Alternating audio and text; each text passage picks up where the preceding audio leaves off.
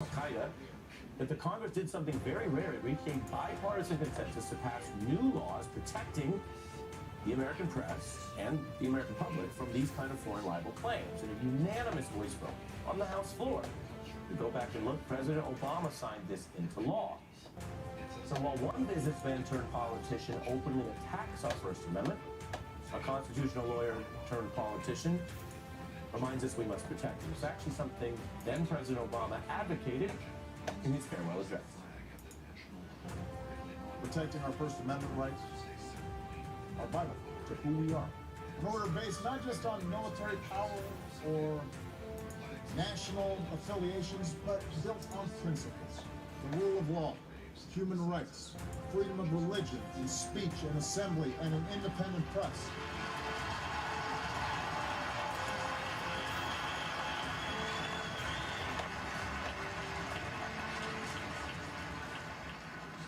That order is now being challenged. An outgoing president warned, citing the threat of modern demagogues like Trump or Putin, but also this much wider tendency to crack down on speech, which goes back much farther across world history.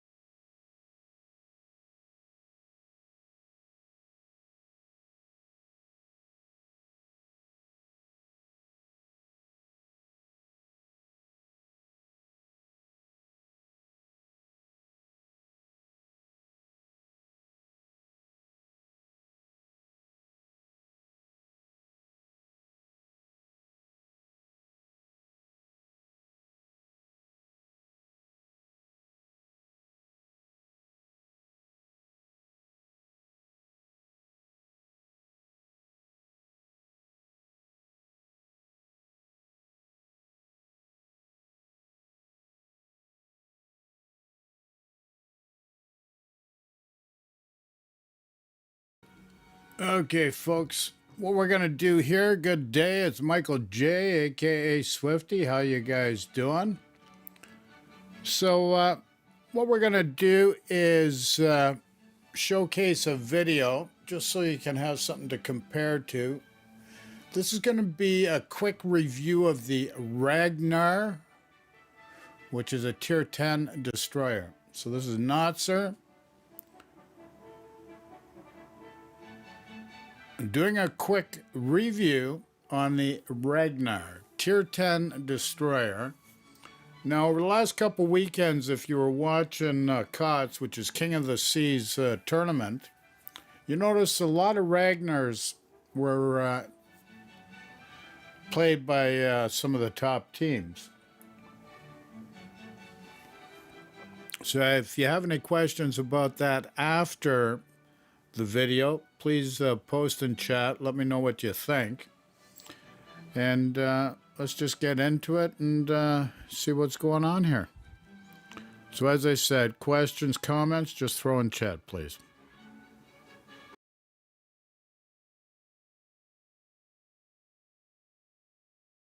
Fun tier 10 match. Okay. Well, okay. So we're in the Ragnar. Ragnar is a tier 10 steel ship. It has a lot of health. It uses 4 152mm guns on 2 gun turrets that are 360. It has heal, radar, and then an emergency speed boost. It also has depth charges, but the depth charges are weird. The depth charges are sent forward with these little launcher rockets here. Yeah, little launcher rockets there. So it's one of the things that I think Wargaming needs to do. They need to try and implement some indicator for the abilities, general location, because then it just becomes, oh, well, it's a trial and error. All right, well, the first time I ever use this, I have to know exactly where he's going to be.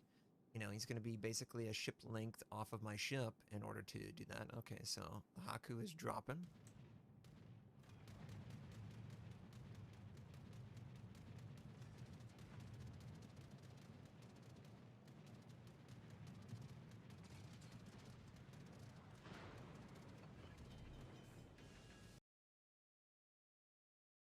Okay, so just in case somebody's late tuning in, this is under the fair use policy. We're going to showcase Ragnar, which is a tier 10 destroyer. Quick review by Notzer. Now, how I led into this was during the last couple weekends past, I broadcast or rebroadcast the KOTS, COTS King of the Seas tournament, which has become an international event. And a lot of the top teams were using the Ragnar. So if you have any questions or comments regarding that, please feel free to post in chat. And without further ado, let's head to the review by Notzer here. Let me know what you think.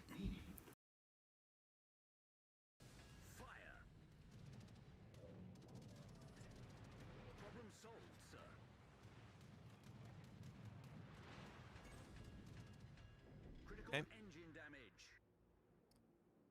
7.5 is, yeah, the 7.5 is the maximum concealment. It's 1-to-1 with its radar.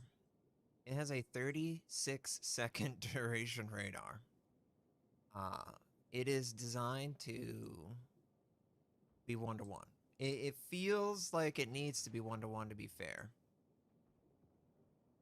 Now, one thing that I will say, hopefully we can showcase this in this match. You know, if everything goes according to plan, this will be a good enough match. We can talk about it in a review.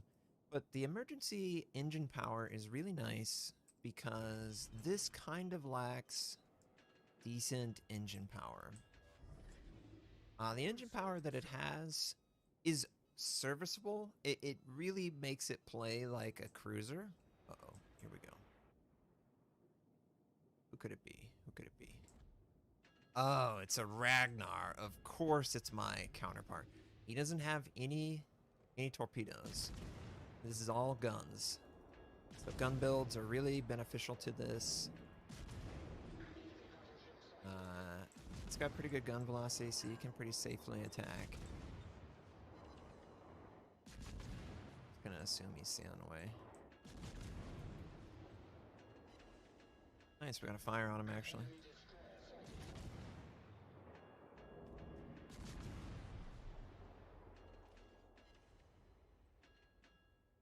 Alright, a little bit of chip damage. That works out. Submarine, what do you want to do to my teammates?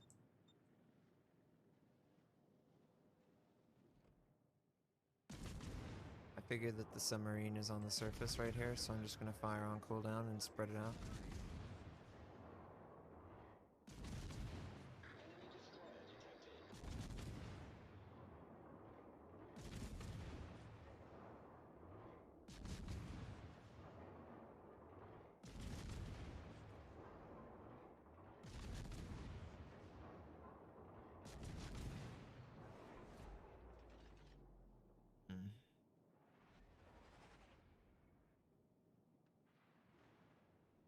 Torpedo on the, yeah.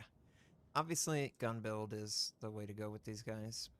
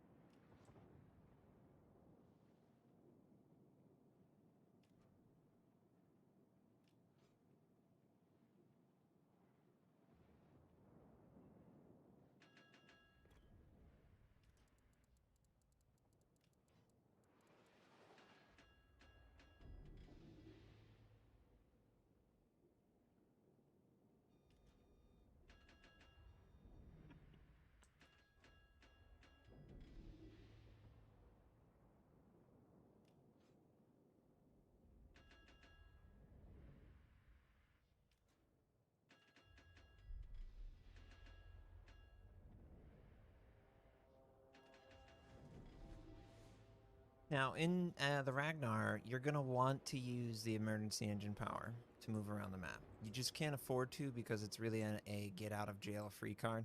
So the concealment, 7.5, max concealment with the camouflage and commander skill concealment and the equipment concealment that allows you to have the same concealment as your radar, which is really good because it allows you to obviously ambush. Just as old school Des Moines, the Minotaur can ambush as well. It's really great at ambushing unaware DDs or submarines that think that they're safe in the situation. Now, the problem with that, of course, is you can sort of ambush yourself. Roger.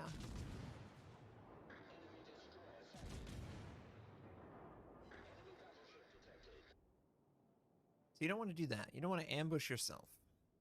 And that's why this emergency engine power exists. It's so that if you happen to get into a sticky situation, you can disengage. Because if you don't use it, you are pretty much a cruiser in speed.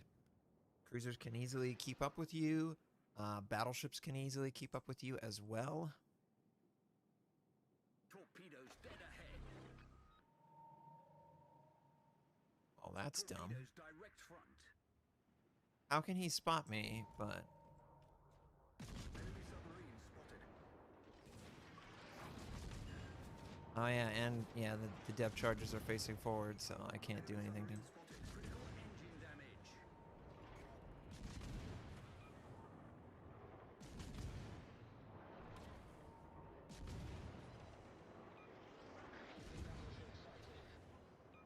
Enemy submarine spotted.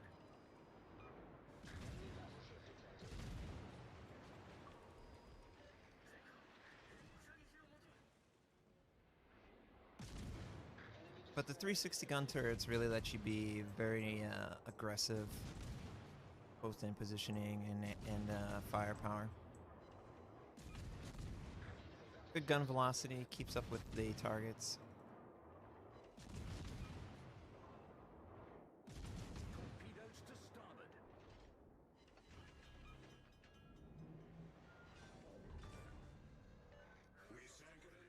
Problem solved, sir.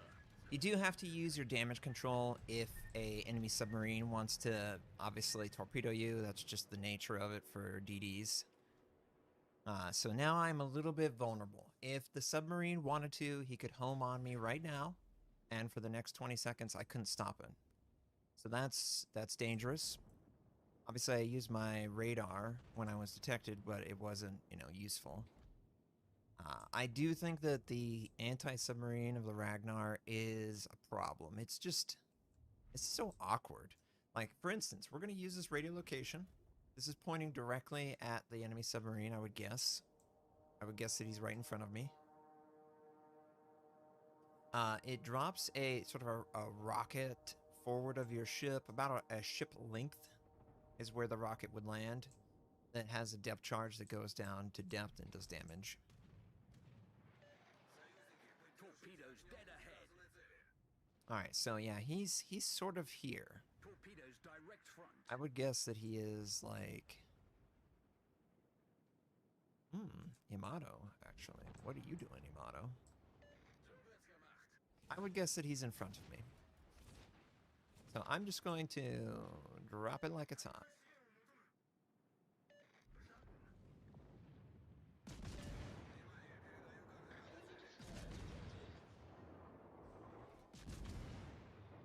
Torpedoes direct front.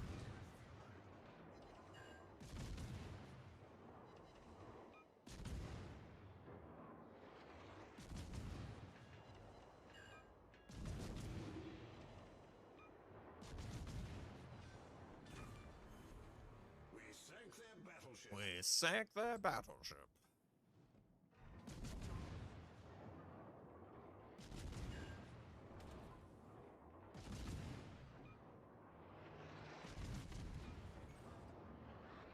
Critical engine damage.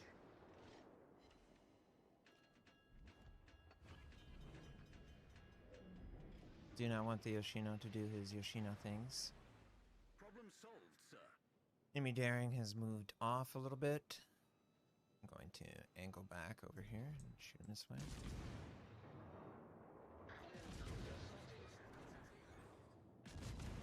Critical engine damage.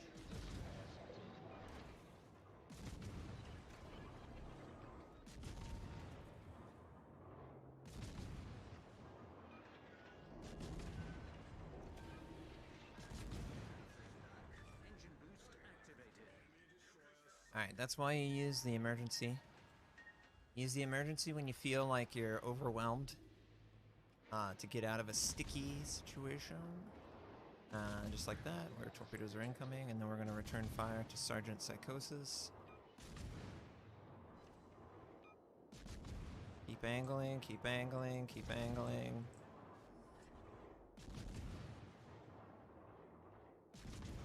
Need to elevate our gun. He's doing a good job of avoiding most of this because he's barely moving. Enemy submarine is at depth. Okay, so let's go after him. Holland has the same ASW. Oh, no. Slow down, slow down, slow down. Emergency brake! Torpedoes direct front. Alright, cool.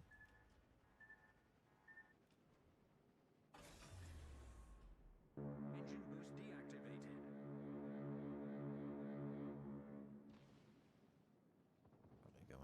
see him, he's hunting. If I was a submarine, I would exit out this way. That's what I would do. So I'm going to predict that the submarine is going south, and he's trying to go to open ocean. The Haku took out our aircraft carrier. That's not good. Yamato... Burrito. Is that his name? Burrito? I think it was Burrito. Yeah, it's Burrito. Alright, so this sub is here. Again, awkward depth charge. Awkward, very awkward. Honestly, you really just want to use your guns on these guys because they have 360. There's really no... It's really hard to get out of the direction that these guns are facing. Alright, so if we go this way, are we going to bump into them?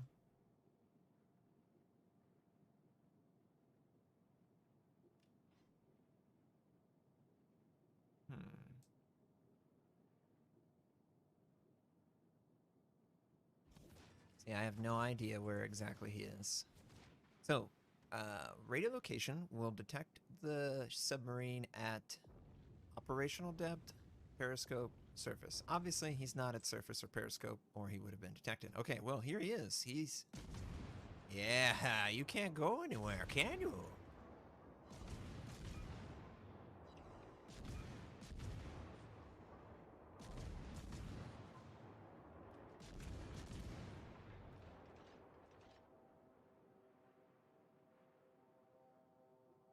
We're gonna find ya. We're gonna find ya. Come over here. I'll try this awkwardness. Yeah. Jeez, the range is so sad.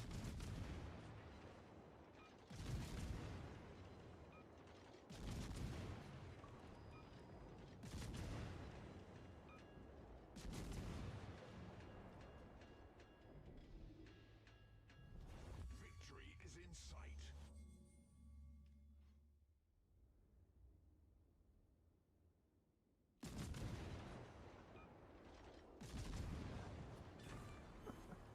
Enemy submarines. It works better just using the guns. I don't think it's supposed to work that way, but the depth charges are not something I would recommend anyone care to use. Just use the guns. In 5 minutes. Alright, so we're going to go to the A side of the map. The Yoshino is the closest target, but there is a Marceau and a Kaba. They should be able to deal with him.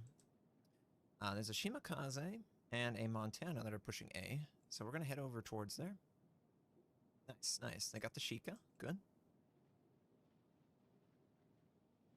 Diving with no battery? Yeah, it's weird that you can come to the surface and then you can generate some battery and then go diving again.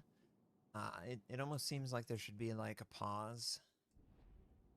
Just so it doesn't look or play weird. Oh, the Yoshino got him.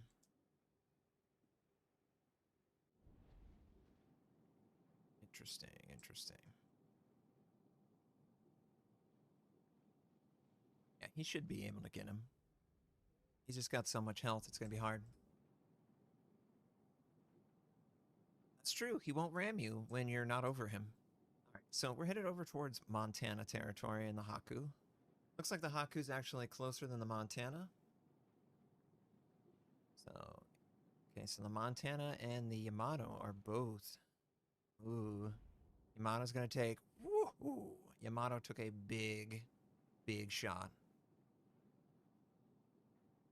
Oh, man, the Montana. We're going to use our emergency just because we need to get over to the end of this game. Oh, he's going to... Well, that ended his life.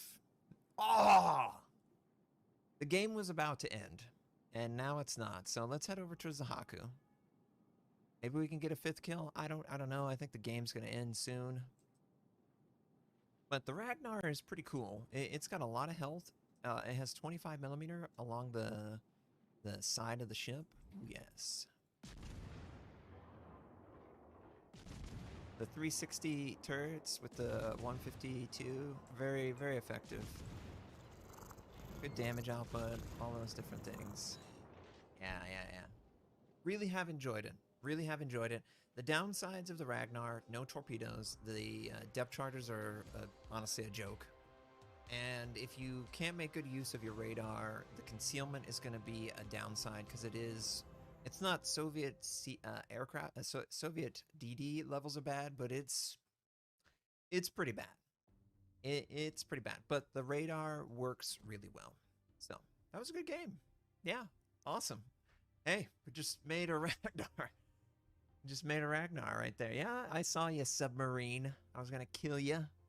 You're in my sights. GG though. So yeah, overall, pretty good representation. We spread out our damage over different targets. Good gun velocity so that it can work well at any range. Yeah. Enjoy it. I actually enjoy it more than the Smalland.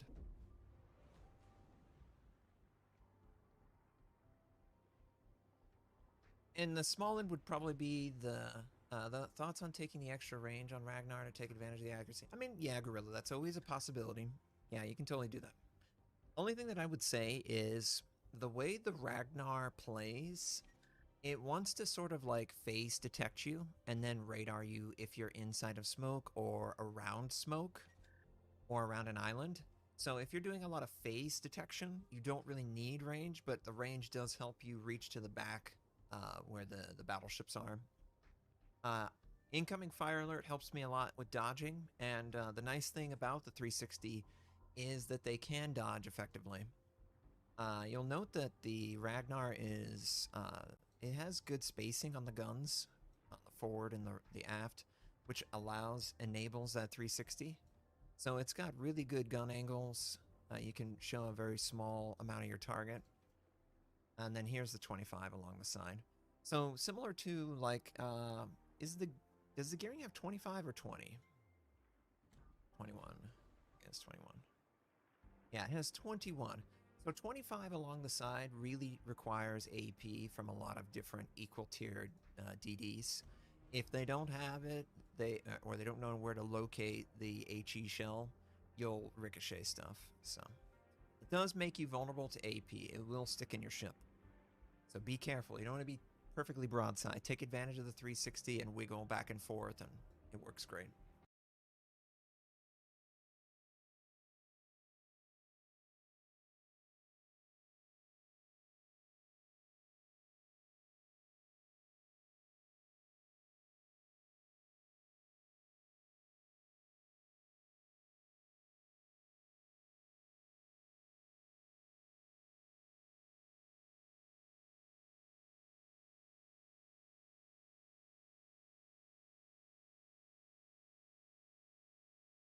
So now we're going to look at a video by Sea Raptor.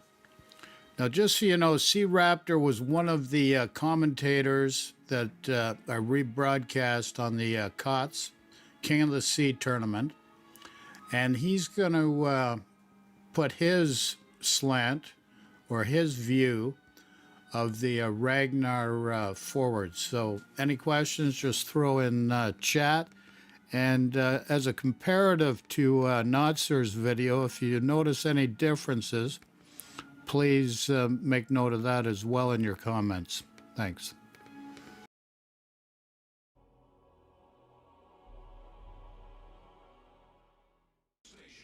Ladies and gentlemen, boys and girls, warshippers of all ages, welcome to YouTube. My name is Sea Raptor, and today we're bringing you a first look at Tier 10 Premium European destroyer. This is Ragnar.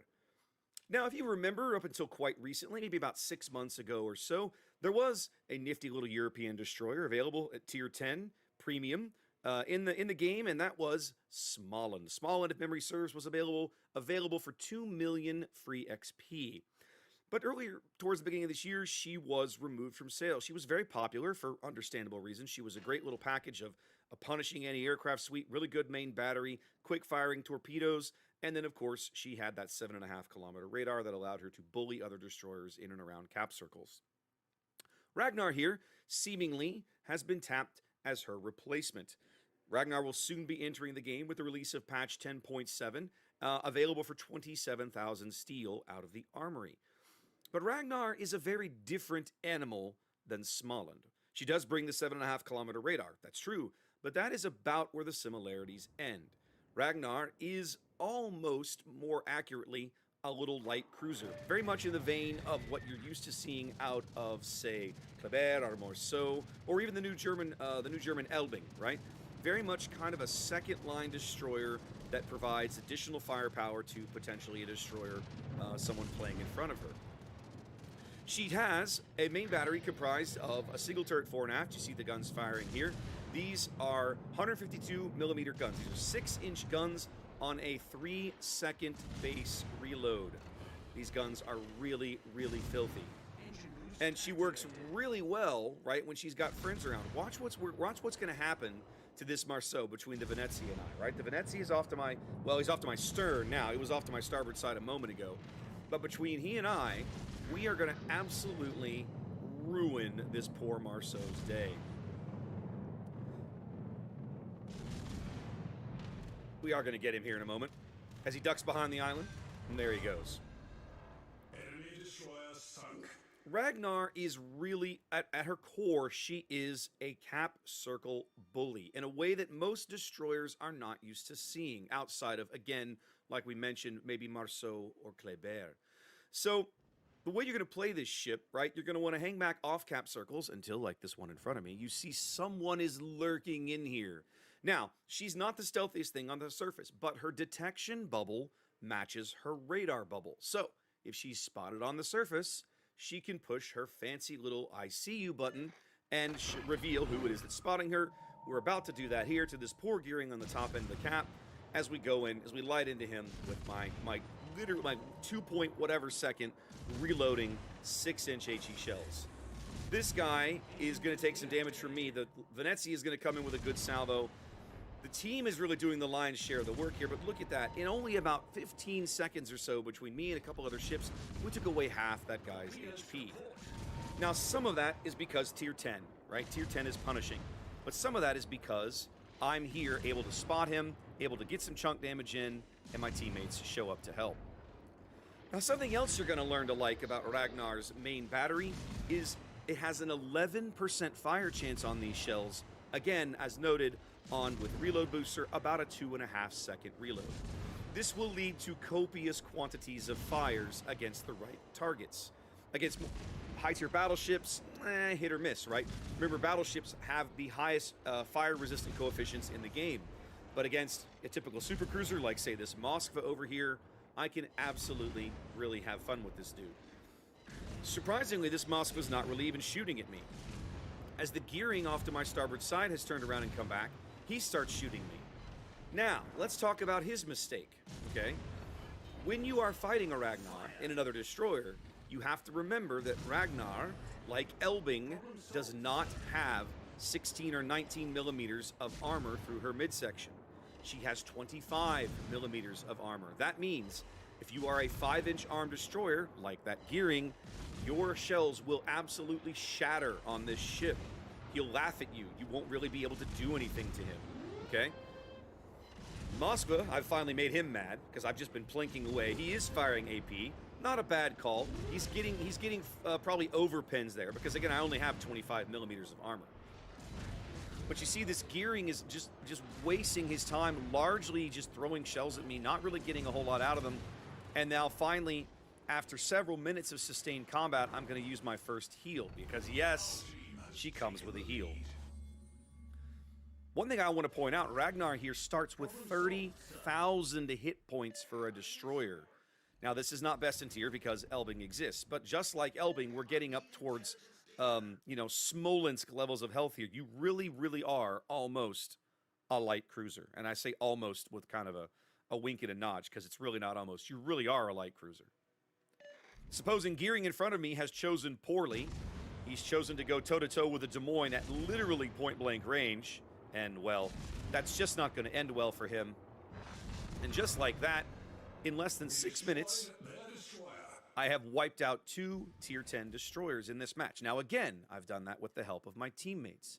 But Ragnar absolutely has all the tools to contribute to that fight, to make a meaningful contribution to that fight, because, well, the radar, the stealth, and the quick-firing guns. Now, what else does this ship have going for it? Well, let's talk about a couple other things. If you're used to playing Småland or many European destroyers, you're used to having really, really punishing anti-aircraft suites. Notably, I should say, the outer bubble, right? Most Småland and her tech tree cousin Holland, for example, put up a ton of flack. Their outer bubble is incredibly mean. It's basically almost a no-fly zone for the opposing carrier. Ragnar here does not suffer this problem. She does have a very good anti-aircraft suite. However, it does not start until the middle ring. So, Ragnar is a ship that at long range, her aura is not very good. She puts up a little bit of DPS, a little bit of flak. It's not amazing. But once the planes are in middle range, in other words, once she's actually spotted by planes, turn your AA on, let it chug away, do good work. You will see things die. And you'll see that if you watch. There's the opposing FDR in this game, of course. I'm not going to get a ton of plane kills off that guy, but you'll see me doing 300, 400, 500 damage a tick to those planes because that's how punishing the middle ring of Ragnar is. The other thing I want to talk about is her engine boost.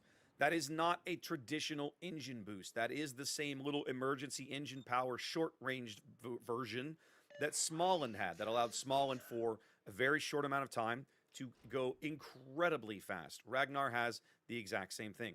Ragnar is not ordinarily all that fast on the surface. You see here with a speed flag, full speed, straight line, I'm about to creep up towards about 36 knots or so. That's not bad. It's not to sneeze at, but it's not amazing. However, when you push that button, she gets a 30% bonus to her speed for a short duration. I think it's 60 seconds. That can be an impactful 60 seconds if you save and use that button for the right time. And of course, we've talked about the heel and the 7-kilometer radar. With my team having secured the entire western flank, I decided it's time to go up here and cap A. This is a bit cheeky here. I'm trying to kind of get some fires on this Thunder. I know how soft his top sides and upper belt are. But one thing that I've forgotten is I'm pretty sure I didn't take IFHE on this ship. Maybe I did, but I don't believe that I did. I believe I took the range mod, probably either that or Fearless Brawler or something, instead of IFHE. So it does mean that while I'm able to hit the Thunderer with relative ease, I'm not really getting pens, and for whatever reason I'm not getting fires because the man is still a battleship. You see there, I wait until the planes come into the middle ring, then I turn the AA on. This Roosevelt strike is not meant for me. He's actually going for the Des Moines astern of me, but we do get some good plane kills on the way in. Between me, the Holland, and the Des Moines, the FDR plays dearly for a strike that he rarely gets anything out of. In fact, I'm not sure he lands a single torpedo. Nope, he doesn't. So we're going to sit here and cap. Now, positionally, the game is not amazing. There's still a Napoli off to our north, which I'm not a huge fan of. And the enemy team pretty much owns the entire eastern flank, while we kind of own the west and are moving into the middle of the board. But what have we found in front of us? That's right, ladies and gentlemen, the opposing carrier is right there, right for the taking. And the Holland and the Des Moines are all over it. You see the Des Moines there swapping to the AP. He's going to be trying for those Citadels, at a minimum getting good full pens. And I'm going to be trying to light fires on this guy because I've got an 11% fire chance going down range every few seconds. Most of my shells will probably shatter on his deck. I am getting some pens here and there. You can see that. But of course, the FDR is maneuvering now. Getting these to kind of plunge into the right portion of the ship is a little more challenging, especially as in a moment they'll start to land on the deck and not so much kind of the upper flight deck, or I'm sorry, the upper hangar deck or so. Team's playing quite well. We've got a nice ship lead here. 2 ship lead. Planes are still coming back. I've left my AA on here basically to help the Des Moines out. He's kind of really the focus target here because he is the thing over here that can hurt this Roosevelt the most, but I haven't given up. I know that if I can get a fire on this guy, that 5 seconds damage can be fairly meaningful, so I'm still angling for that fire, getting lots and lots of shatters now that they're landing on the flight deck. A few of them going into the superstructure. The island works. That helps a little bit. Those come out as full pins. We are going to lose sight of him here in just a moment as I go behind the island. So a couple more salvos, and then unfortunately he does manage to sneak away, but not before I get a few more salvos down range. Over a 300-point lead here, only 11 minutes into this game. Oh, we get a fire. There it is. That last second fire ticks him out, and he is off the board. That always feels good, doesn't it? Now, a friendly Des Moines is going to have given his life for this kill, unfortunately, but That's okay. We still got a decent lead. I'm going to start harassing this Thunder, give him something else to think about. He's going to turn and take a shot at me, but I can joggle my throttle here. Plus, I've got a little bit of island cover. Pop my fancy speed boost, and we will jet out of this salvo. It will all fall astern. Opposing Roosevelt's decided he's had enough of my garbage, so fine. I do some maneuvering, trying to head back in. I should have turned my AA off here. This is a mistake. I should not have had my AA on to give him all the time in the world to set this strike up. At the end of the day, he doesn't hit me that hard. 2 or 3K damage. I've still got a couple of heal charges. It's really the Napoli shells that follow it up that actually do make an impact here. I take a fire. And again, I'm leaving my AA on here. This is a mistake. Once his attack run was over, I should have turned the AA off. There's no reason for me to continue to give the Napoli these shots by lighting myself up with my AA on, but I guess I was feeling cheeky. I won't pretend I know what my thought process was right at this moment, but in any event, game's coming together quite nicely. 4-ship lead. We're down to just the Napoli, who's isolated on the B line, not very impactful, and the opposing Minotaur, who's lurking somewhere around the decap. We're going to go over and try to spot him in a moment. So here we are, 100,000 damage into this game. A few nice kills along the way. Couple of tier 10 destroyers, the opposing carrier. Still got about half my HP or so, and 2 more heals in the bank plus radar. Ragnar is not a replacement for Småland in the traditional sense. And this is an important thing. If you're interested in this ship, you need to understand what you're getting into.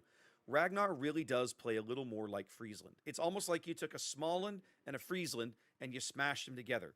Because Ragnar is an all-gun destroyer. She has no torpedoes, just like a Friesland. She is a bit of a destroyer bully. Friesland can fulfill this role as well with her hydro and smoke combo in certain situations. Ragnar does it better. She has higher caliber guns with I won't say a better rate of fire, but with a punishing rate of fire, and she has a longer detection button with that 7.5 kilometer radar. Of course, Friesland's hydro limited to 5 kilometers.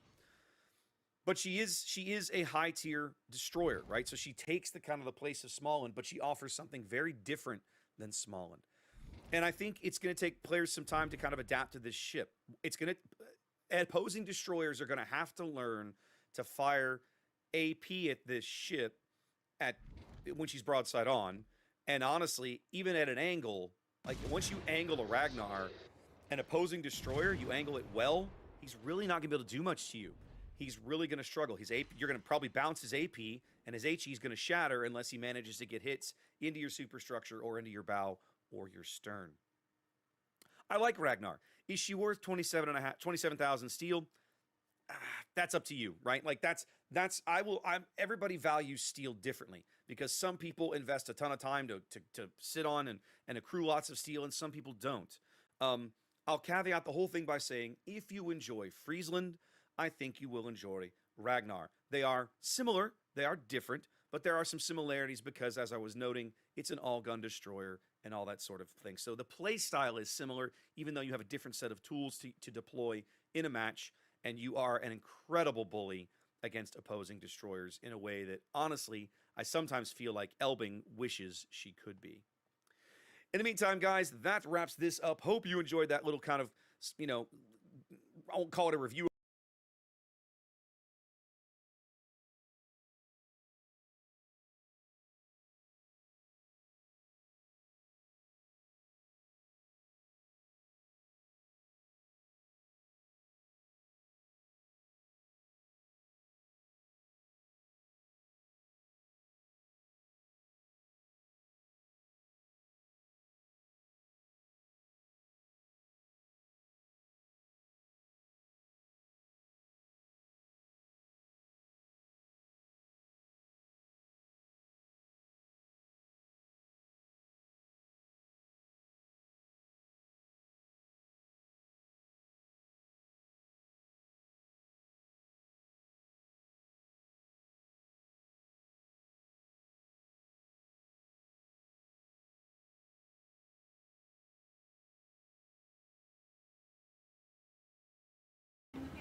Hey, sorry guys, I forgot to unmute the microphone.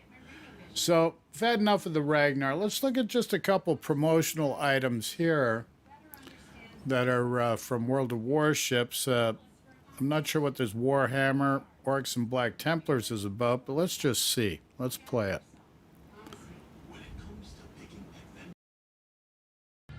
Captains, please welcome a new stage of the collaboration between World of Warships and Games Workshop. 2 ships, commanders with unique voiceovers, and much more.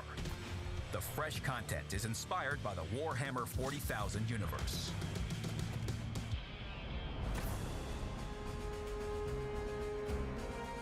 We are called by the Emperor for a sacred duty, and we shall not fail him. Okay, I want to add, this is really not my type of thing, but some of you guys may be into this stuff, so just post in chat. We'll gladly respond in kind. So without further ado, let's get back to this and see what it's about. No pity, no remorse, no fear. Wake up, boys! Let's get killing!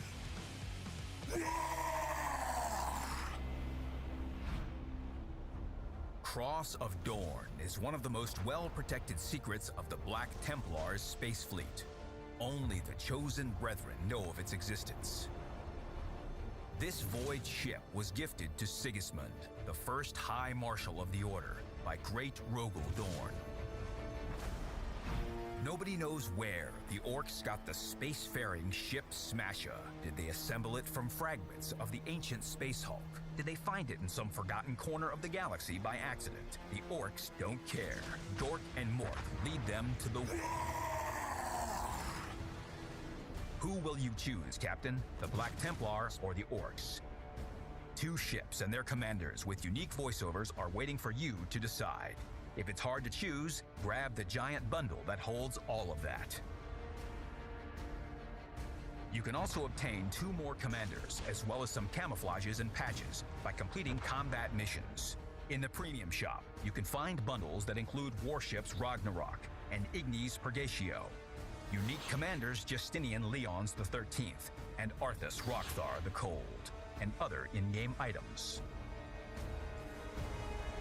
We are the angels of death! They can't stop the war!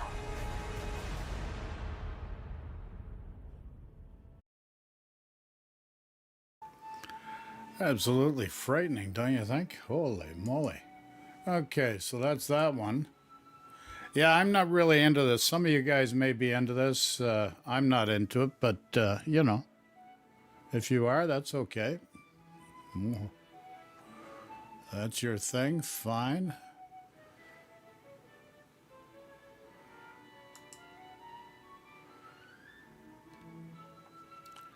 Okay, so this next one, official World of Warships. What is it? Good question. Let us see.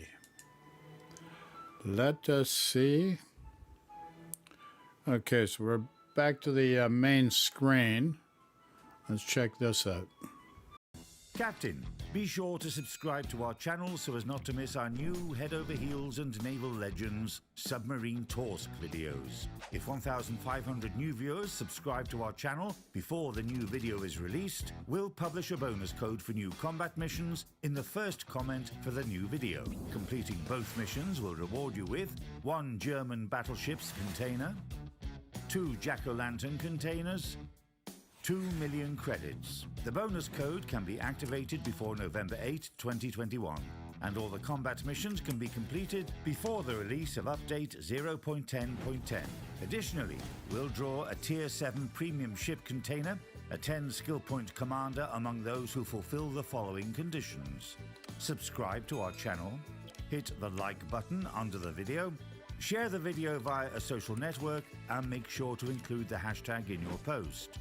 Under the video, leave a comment that includes a link to where you shared the video on a social network, your game account, and the server you play on. We'll announce the winner in the first comment for the next video.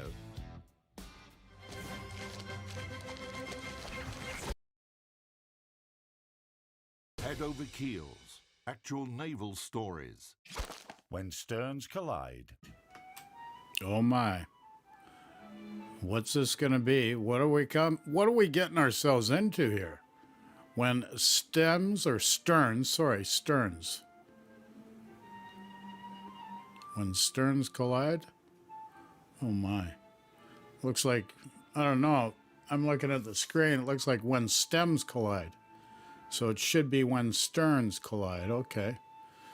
I think the art department may have just, should have done a slight adjustment here. The height of the Battle of Jutland, German and British fleets faced each other in the largest sea clash of World War I. What could ever go wrong? This situation took place between two Allied ships. In the midst of the battle, German dreadnought SMS Westphalen caught British destroyer HMS Broke in her searchlight. Broke reacted quickly. She had to attack faster than the enemy. She launched a torpedo and fired a powerful salvo at the searchlights from her 4-inch guns. Westphalen struck back and destroyed the British ship's bridge, helm and engine telegraph. The destroyer, with her damaged steering gear, was moving erratically. The sub-lieutenant standing on the bridge of HMS Sparrowhawk that was sailing nearby saw the Allied Broke's bow heading straight at his ship. The explosive collision threw the young officer from the bridge. He regained consciousness on a forecastle. But it wasn't his ship's forecastle, it was Broke's. Having risen to his feet with some effort, he heard his colleague's greeting. "Who the hell are you?" "Who are you?" Sparrowhawk's and Broke's stems had interlocked. The commander of Sparrowhawk thought that the ship was sinking and ordered his crew, "Get to the nearby destroyer Broke as quickly as you can." The commander of Broke, not aware of his colleague's actions, made a reciprocal decision. "We're sinking! Everyone get to Sparrowhawk!" For quite a long time, the crews had been exchanging places in attempts to rescue themselves from the sinking ships. Only after assessing the situation rationally, the commanders understood that their actions had been too hasty. The sailors returned to their places. The ships went full astern and separated. Luckily, they both stayed afloat.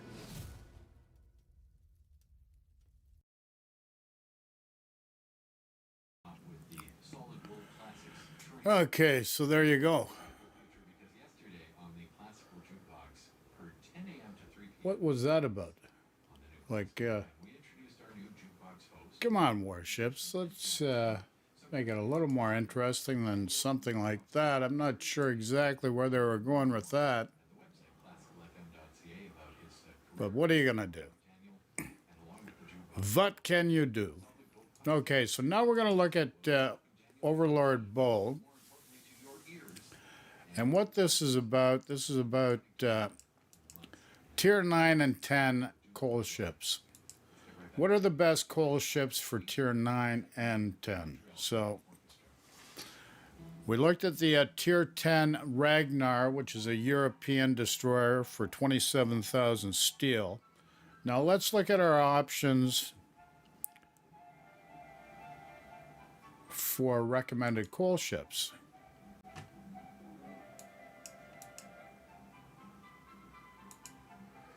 Now, if you have any questions or any additions that you want to supplant extra information based on what you see from the previews here, let me know. Comments, questions, throw in chat, and let's see what we got here. Hello, this is Overlord Boat, and we're back with another information video with SAT score. And today, we'll be talking about the top Tier 10 and Tier 9 coal ships you can currently get in World of Warships. So, let's hop over to the armory real quick and take a quick look. So, I'll be going over the Tier 10s, while SAT will be going over the Tier 9s, and we'll be going over the prices and their unique styles and if we recommend them or not later and down in the video. So, the first one we're going to be looking at is the Salem. It is the US Tier 10 CA, pretty much like the Des Moines. It is cost 240,000 coal. It's very similar to the Des Moines, but it has a super heel instead, and it has an inferior 8.5 kilometer radar.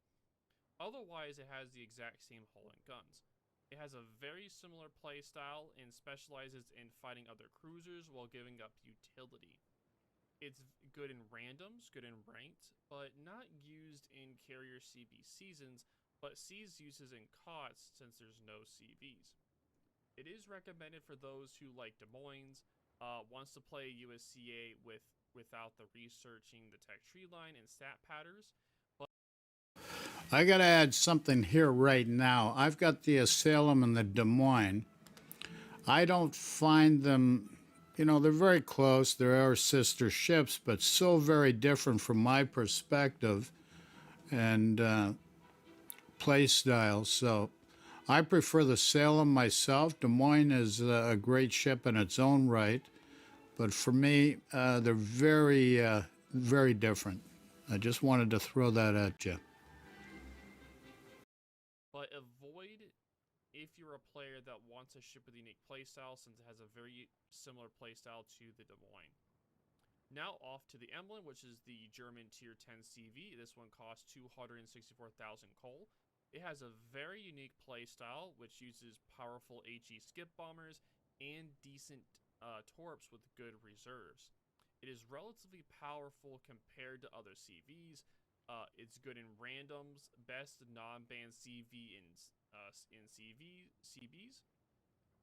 Since the FDR, which is the first most powerful Tier 10 CV, and the second most powerful CV, which is the Hakuryu, get banned on the regular in CBs.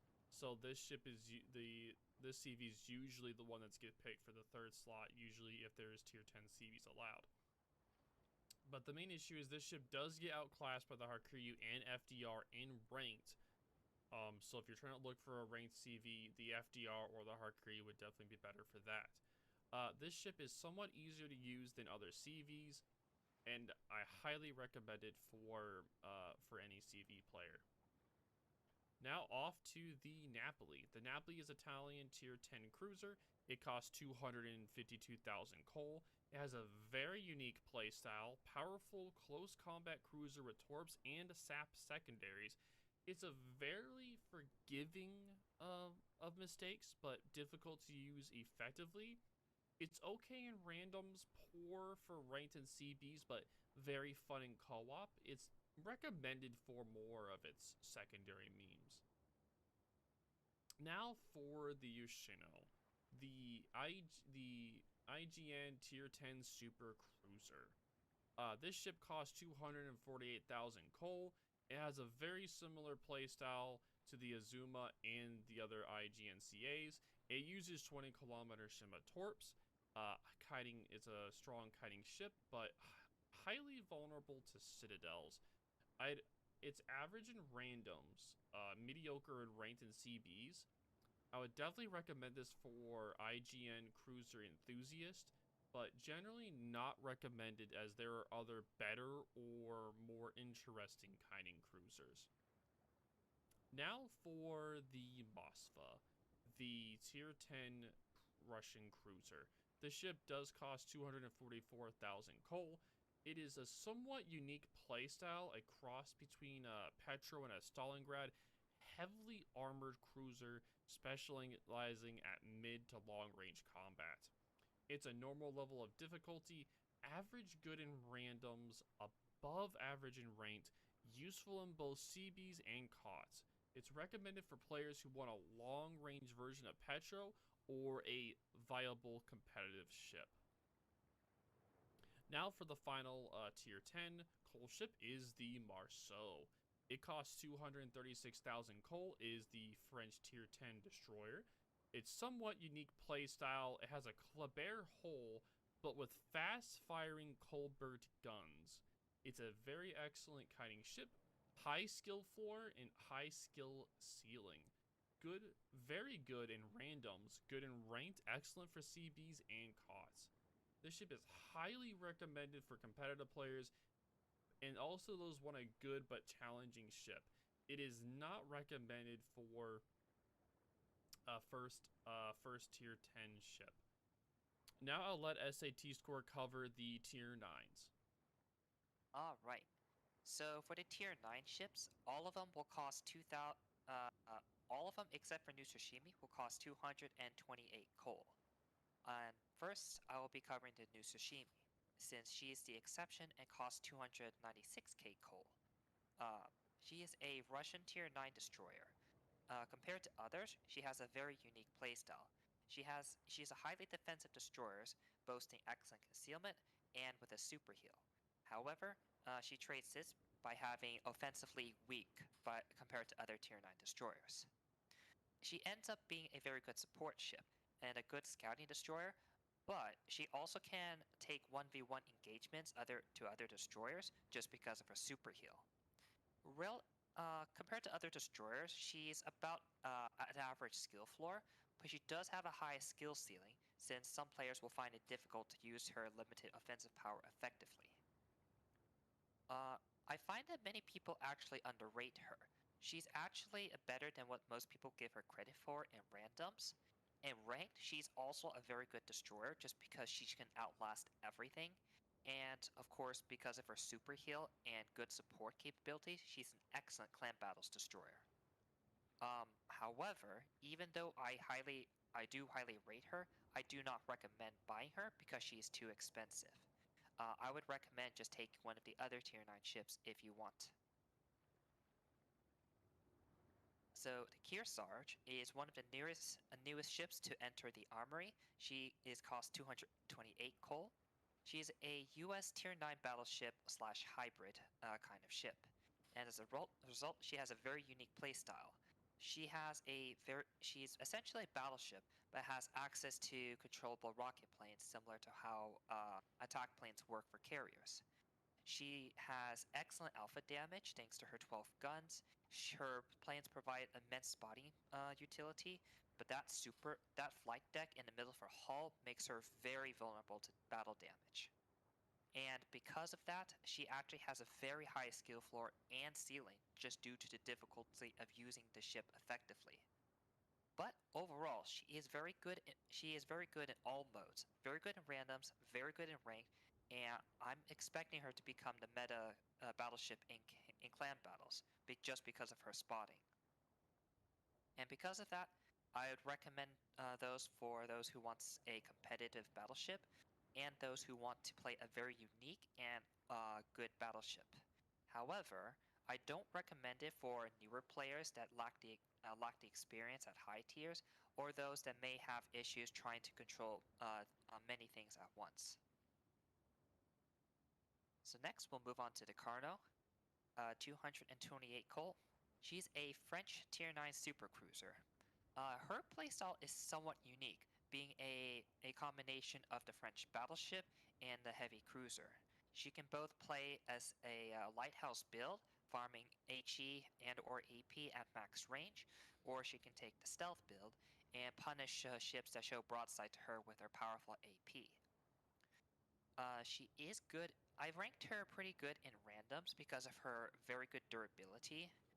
In ranked, she's somewhat okay, but she lacks that utility that some other cruisers may take.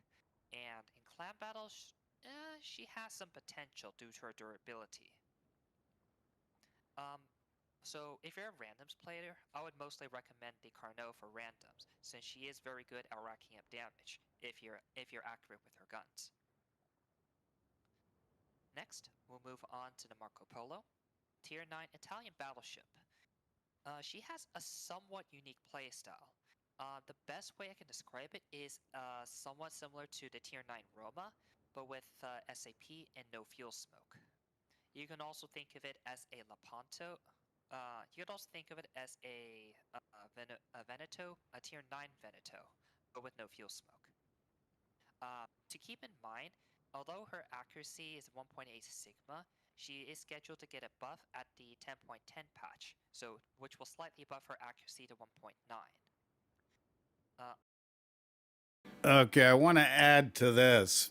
I've got the Marco Polo as well as the Carnot, but the Marco Polo definitely needs a buff with the guns. So that's good news to hear that a buff's coming in the next patch. Otherwise, she's rather average for battleships in terms of skill floor and skill ceiling. Her performance is also rather average as well. She's okay in randoms. I don't recommend her for ranked, especially if you have a Musashi or Georgia, and she is okay in clan battles. Overall, aside from the SAP, I don't find her too remarkable. Just nothing really impressive about her overall performance and her playstyle. But if you happen to like Italian battleships, or you want a premium battleship with SAP, then Marco Polo might still be the choice for you. So we go on to Z44, a German Tier 9 destroyer, but she's only German in nationality. She is a torpedo-focused destroyer, and it actually plays a lot similar to Yugumo or Benham, as they throw out torps to discourage the enemy from winning. Keep in mind, even though she is a German destroyer, she does not carry hydro. Many people think she does, and you can use this to your advantage, but remember, she does not carry hydro. Due to her weak state, she will get a concealment buff in 10.10, and that will bring her concealment down to 5.9 at her best detection range. Personally, I think this is a crap purchase. I wouldn't be purchasing this ship whatsoever. But my main class of ship is cruiser class. But if I was going for a destroyer, which I do play a bit because I've got to know about them, Z44 is on my do not buy list. Due to her torpedo playstyle, I find that she is a relatively easy destroyer to use, but she also kind of caps out. She has a very low skill ceiling just because she's so easy to use. Compared to other Tier 9 destroyers, I find she's just okay in randoms. I wouldn't recommend her in ranked or clan battles because she cannot fight other destroyers, and it will prove to be ineffective in those modes. I would mainly recommend her if you want just a simple torpedo boat. Otherwise, I would steer clear and probably get some other destroyer that will have more impact on the match. Finally, and we have the Pommern, the classic German Tier 9 battleship. She is very similar to the other German battleships, but you can think of her as like a Tier 9 Tirpitz or a Tier 9 Bismarck, but with hydro and torpedoes. She carries a 12-gun arrangement, which is kind of unique compared to the 8 guns seen on the tech tree lines. She has a relatively low skill floor, but also a relatively low skill ceiling. Many players do like to spec secondaries on her, and she is definitely viable in that build. However, I find her performance average at best in randoms because it's often somewhat difficult to get her into secondary range where she performs the best. In ranked, you might have better advantages, but again, it might be hard just because there's two very good Tier 9 battleships, potentially a third if Kearsarge proves to be very overpowered. In clan battles, there's no point in taking her. However, that being said, Palmer shines the most in 3v3 or 1v1 brawls in the occasional Tier 9 clan brawl season. So if you happen to be playing clan brawls and you see Palmer on sale, pick it up. You will absolutely wreck everything. With that, I believe we've covered all of the Tier 9 and Tier 10 coal ships. So, Bo, as to summarize what we've said, let's go create a tier list. I'll have three tiers of ships that we can put our ships into. First, top one will be the recommended list, in which players should pick this ship over other ships when possible. Then we have the kind of the niche category, where some ships might be better in some areas, but probably will only appeal to certain players of a certain demographic. And then finally, there's the not recommended ships, where we just don't want players to have it because they're weak, maybe not very interesting, or something else. So, Bo, with that in mind, what tier 10 ships do you put in the recommended category? So for the Tier 10s, for the Tier 10 category, I'd recommend the Salem, the Marceau, the Emmeline, and the Mosfa are the ones I'd recommend for the Tier 10. All right. For the Tier 9, it would be the... Hold on, what about that Yoshino? That's a great ship. Long-range cruiser, excellent. I've got every one of those but the Max Immelman. So let's see what he says about tier 9 here. Carnot. And that would, yeah, for the tier 9, it would just be the Carnot. Would be like the ones you want to get. Yep. I'm gonna add my own one. Kearsarge is gonna be a interesting addition. I would kind of recommend her if you're experienced at the game because she offers quite a bit in a tier 9 battleship. That being said, she is very difficult to use properly. So if Kearsarge is going to be one of your first high tier ships, I would not recommend her until you get some experience. So, but otherwise, I will agree with your decision of the Salem, the Marceau, the Immelmann, and the Moskva. Alright, so let's go down to the second tier. The niche tier where some players might prefer these ships for specific reasons. So, what ships would you put in this niche tier? So the Kearsarge would also be in this too because of its difficulty for newer players. The Napoli because it's more of a meme ship. Palmern is also in this as well as the Z44 after the buff, and the Oshino is here as well because it has an okay performance. Now, for the final category of not recommended, there are two. And the two that are not recommended is the Marco Polo, due to the fact that it's better for you to just take the tier 9 Lepanto instead of this, and this can be very frustrating at times to play. Even after its accuracy buff, it's still going to be kind of frustrating to play the ship. And the final ship that we do not recommend because it's too expensive is due to the Noshishimi. This ship costs 296,000 coal, even though all the other tier 10s cost 240, 248, 264. Its price is way too high for a tier 9, so we do not recommend this ship because of its price. Now, is there anything else you think we should add, or do you think that's all we have covered for the day? I think we covered everything, Bo. Alright, well thank you so much for your time today, SAT Score. We greatly appreciate it. If you guys have any questions or concerns, definitely leave them down in the video. Leave them down in the comments. I got some questions and concerns. What's for lunch, and is it going to be something I like? Wise guy, eh? Yuck, yuck, yuck. Yeah, wise guy. You got that right, buddy. We got that right. What the heck is this? Vladivostok? Forget it. A Raging Canadian. How's this, a new guy? He's got 3.4 views on this thing. Well, 3.4 thousand. So that's 3,400 views on it, so that'd be interesting. Wonder what the heck this is. Let's check this out.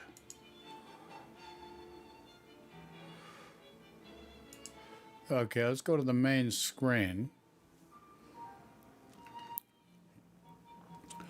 Okay, so how not to suck in the Daring. Daring's the tier 10 British destroyer. Great ship. That's one of my go-to destroyers if I'm going to play destroyer. As I said before, I'm more of a cruiser guy. That's my main ship to play as cruisers. But I've played many of the other ones just because you need to play the other classes to know how to counter them. So he starts off how not to suck in the, obviously, Daring. So let's see what's going on here. Comments, throw in chat, and Bob's your uncle. How not to suck in the Daring. A long-awaited video that, honestly, I probably should have got another How Not to Suck out a long time ago, but yeah, whatever, priorities. Being called the Daring is rather appropriate, since that's one way to describe its optimal playstyle. If you're looking for the too long didn't watch, then the Daring is the destroyer's destroyer. What, not descriptive enough? Fine, whatever. Buckle up, because we gotta go fast, there's too much to cover, or I guess moderately quick in the Daring's case? It's not exactly the quickest of boats. Whatever. Starting off with firepower. It's a goddamn truckload is what it is. despite the fact that 6 guns isn't particularly good for a tier 10, nor is its reload amazingly fast at 2.5 seconds, or its damage remarkably high. The Daring has the one ring to rule them all: consistency. It's got good damage, good reload, good angles, and great consistency, allowing you to compete with people much scarier than you by virtue of your raw, unadulterated skill. But to truly explain why this is, we must venture into the deepest bowels of hell, seeking truly arcane information about how this ship is so strong. To the WOWS forums! I'm not sure what I expected. Well, putting aside the incessant crying of bottom feeders that have no idea what they're doing, yes, the guns are small. 113mm guns with no special penetration like the Japanese gunboats. However, you have exactly what you need. Imagine the Daring's penetration kinda like this, okay? You're playing, what's family friendly? Super Smash Bros. With the neighbor's girl, when you suddenly bottom out, nowhere near getting her to KO. It's like that. You're clearly not doing much damage, but holy hell are you having a great time. The Daring's 19mm of penetration gets you pretty much nowhere. Only superstructure and destroyers are vulnerable to your high explosive. However, what many smooth-brained people seem to forget about the Daring, its fire chance is insane. Getting up to the face-meltingly high fire chance of 10% on a DD that has 6 rapid-fire guns is not a fun experience for most players. Comparing it up against the Gearing, for example, you get basically double its fire chance. And again, the other DDs that match your fire chance are significantly slower when they fire in case of the Frenchies when they're not using reload booster, or have significantly less weight of fire, such as the Holland.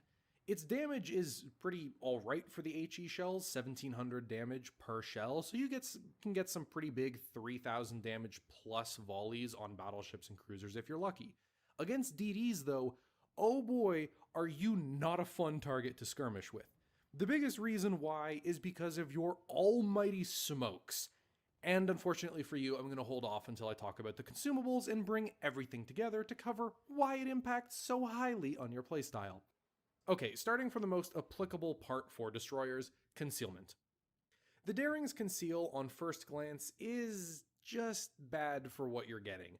6 kilometers feels more like the bloated Russian Navy budget than the sleek, flexible destroyer of worlds that I think the Daring is.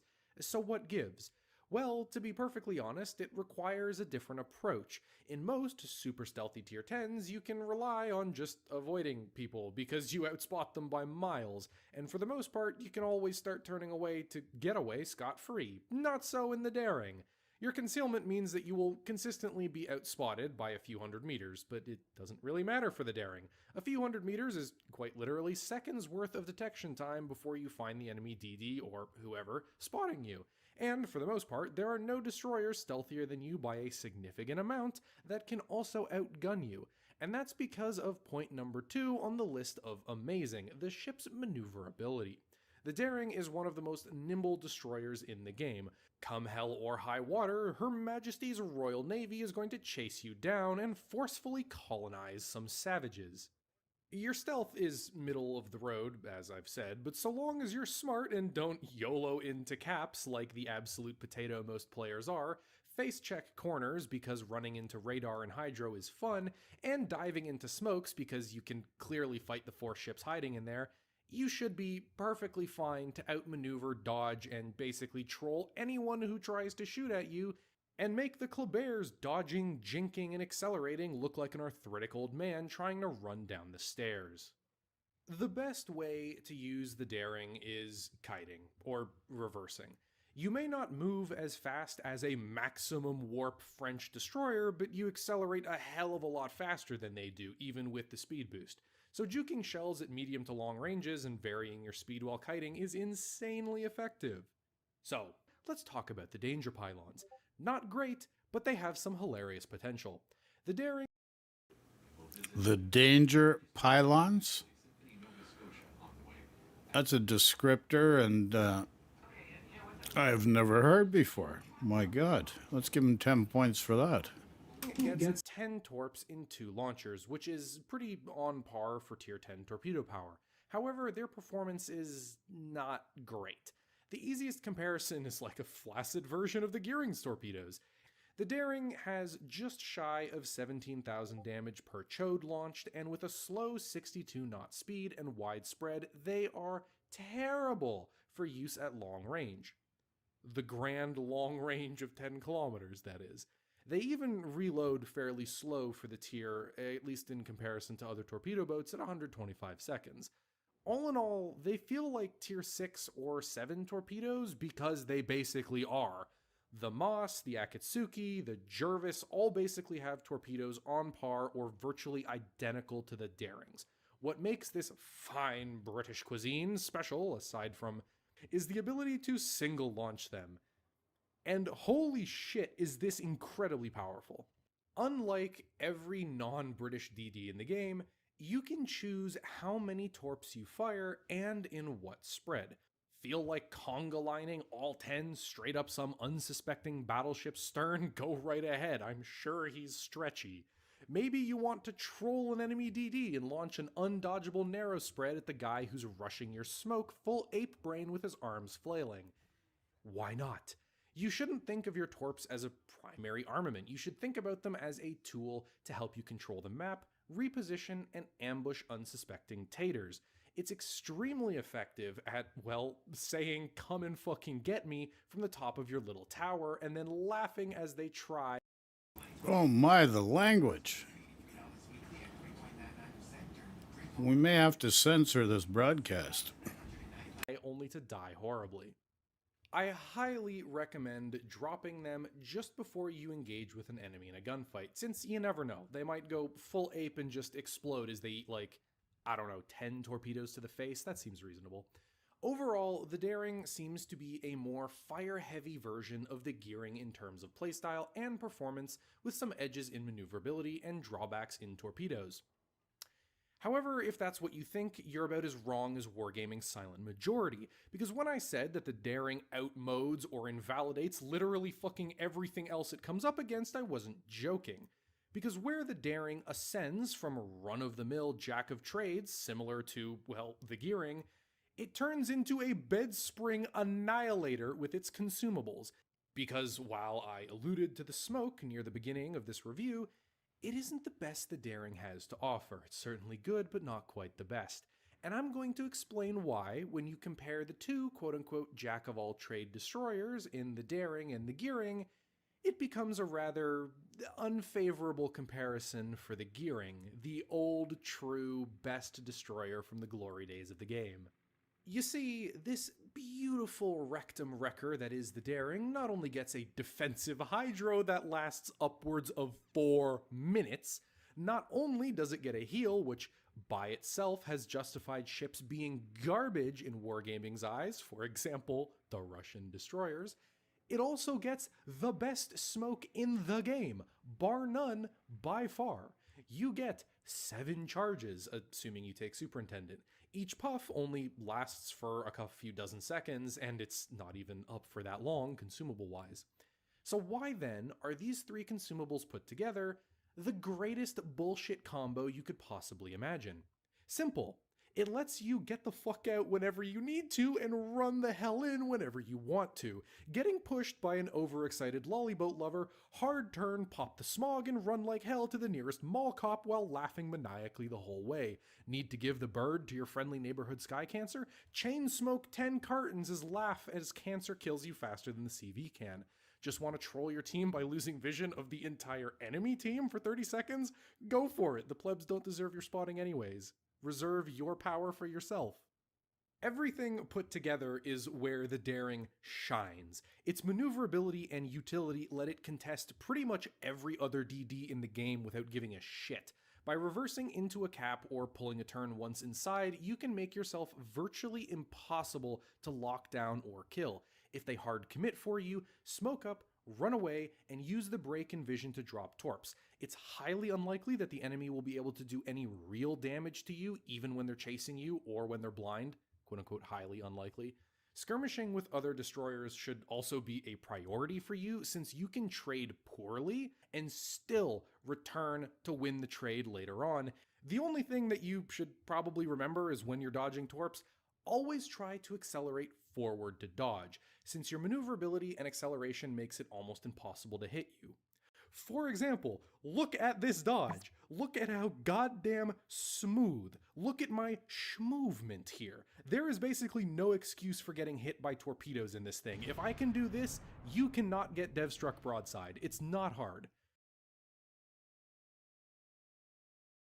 Gunfights are also laughably easy to win, especially when kiting, because even though you have mediocre gun angles, let's be real, your turrets are a full 360-degree rotation, meaning you can pull insanely hard maneuvers, practically throwing your family camper van off a cliff, and still get all your guns on target.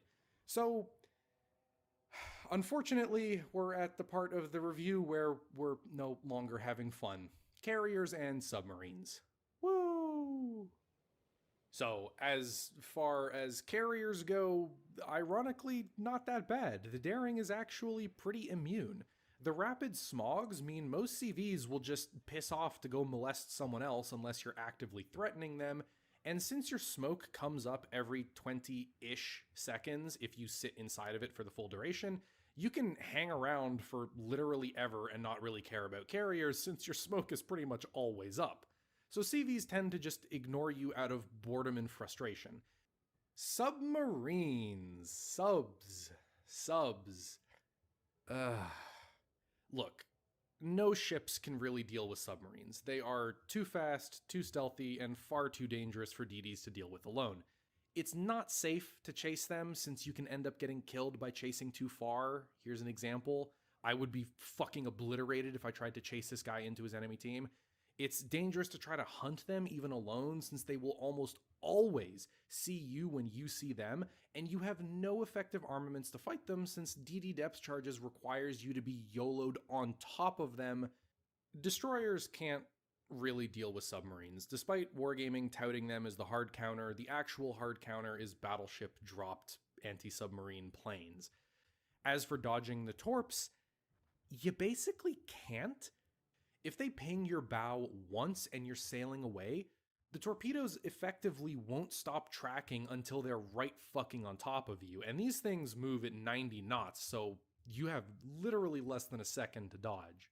Anyways, during the early game, your first and primary objective is playing in front of your team and playing to contest caps and harass enemy DDs if given the chance.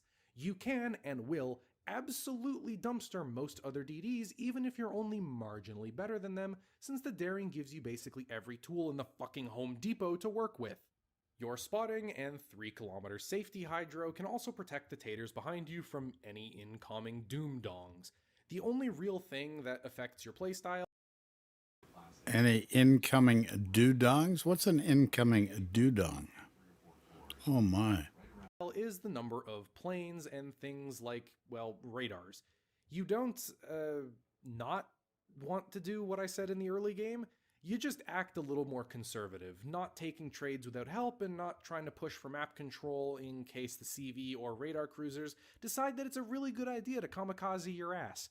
If you're getting smashed, then try to pick out the easiest enemies to kill and the strongest positions to hold during an enemy push. Since the Daring's torps are kinda shit for stopping a hard shove, you want to be on the side of the enemy push, not in front of it, since yeah, the conga line can dev strike someone, this is true, but if they touch the rudder, literally at all, at any point while your torps are heading there, you miss. Better to hit 2 or 3 torpedoes consistently on a pushing battleship or cruiser rather than pray for the golden nuke every time you launch your torps. You also want to be putting pressure on the enemy team's backline around this point, since you should have been bullying the enemy DDs. Farming battleships is hilariously effective if burning Kurfürsts weren't clear enough and kind of a dead meme at this point. And since you have such a high fire chance, not only do battleships cry bloody tears of rage, cruisers do too actually. Generally, how you want to actually stagger your fire, you fire high explosive into the superstructure until you set 1 or 2 fires on the mid and front of the ship, and then you want to switch to armor piercing, if they have no damage con.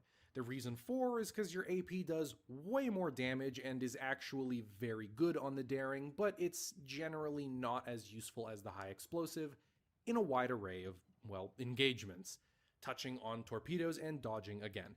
The reason you always want to try and be moving forward when you're dodging and never reversing is because of your acceleration. The daring accelerates harder than almost anything else and can seriously fuck with enemy aiming. So, with all that done and out of the way, let's move on to the modules and captain build I recommend to sausage slap the enemy straight back to the port. To sausage slap the enemy back to port?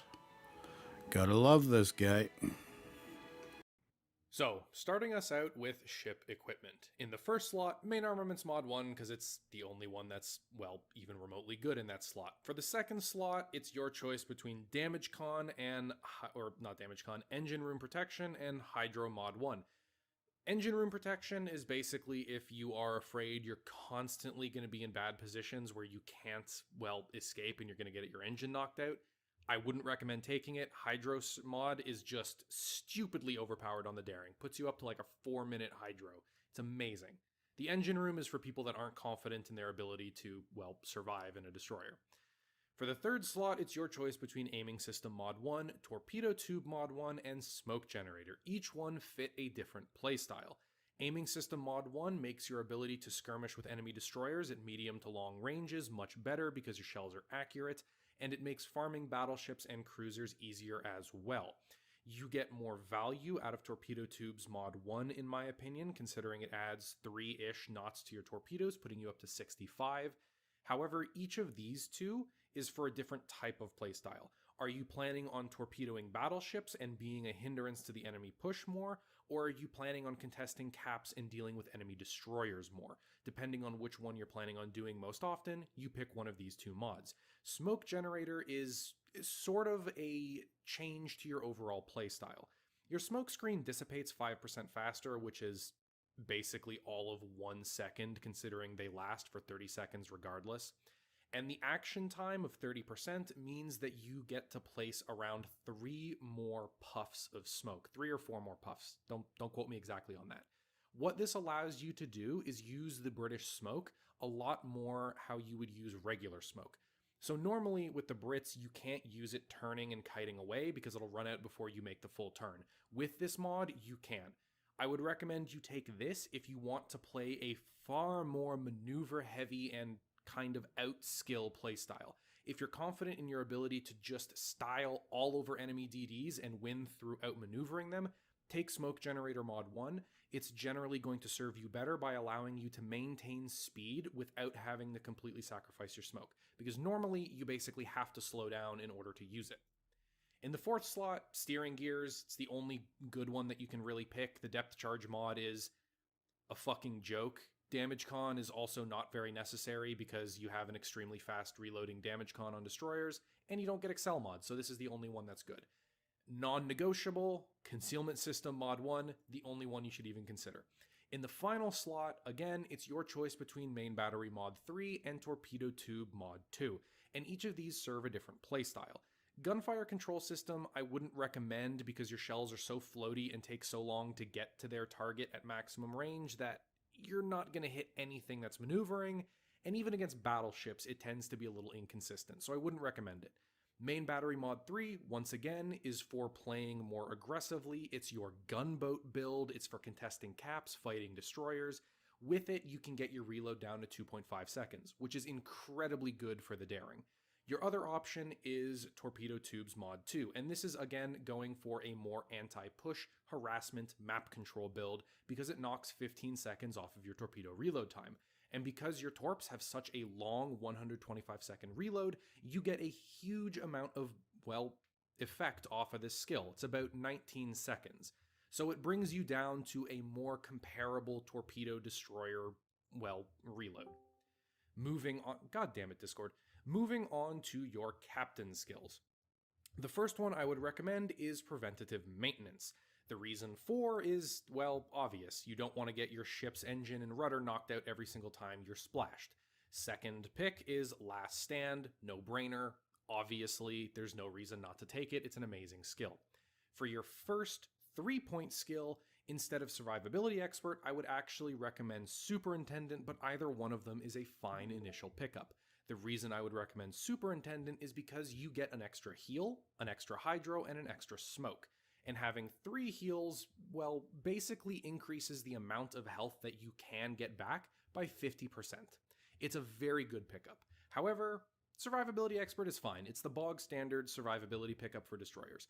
First 4-point skill is by far Concealment. Absolute must.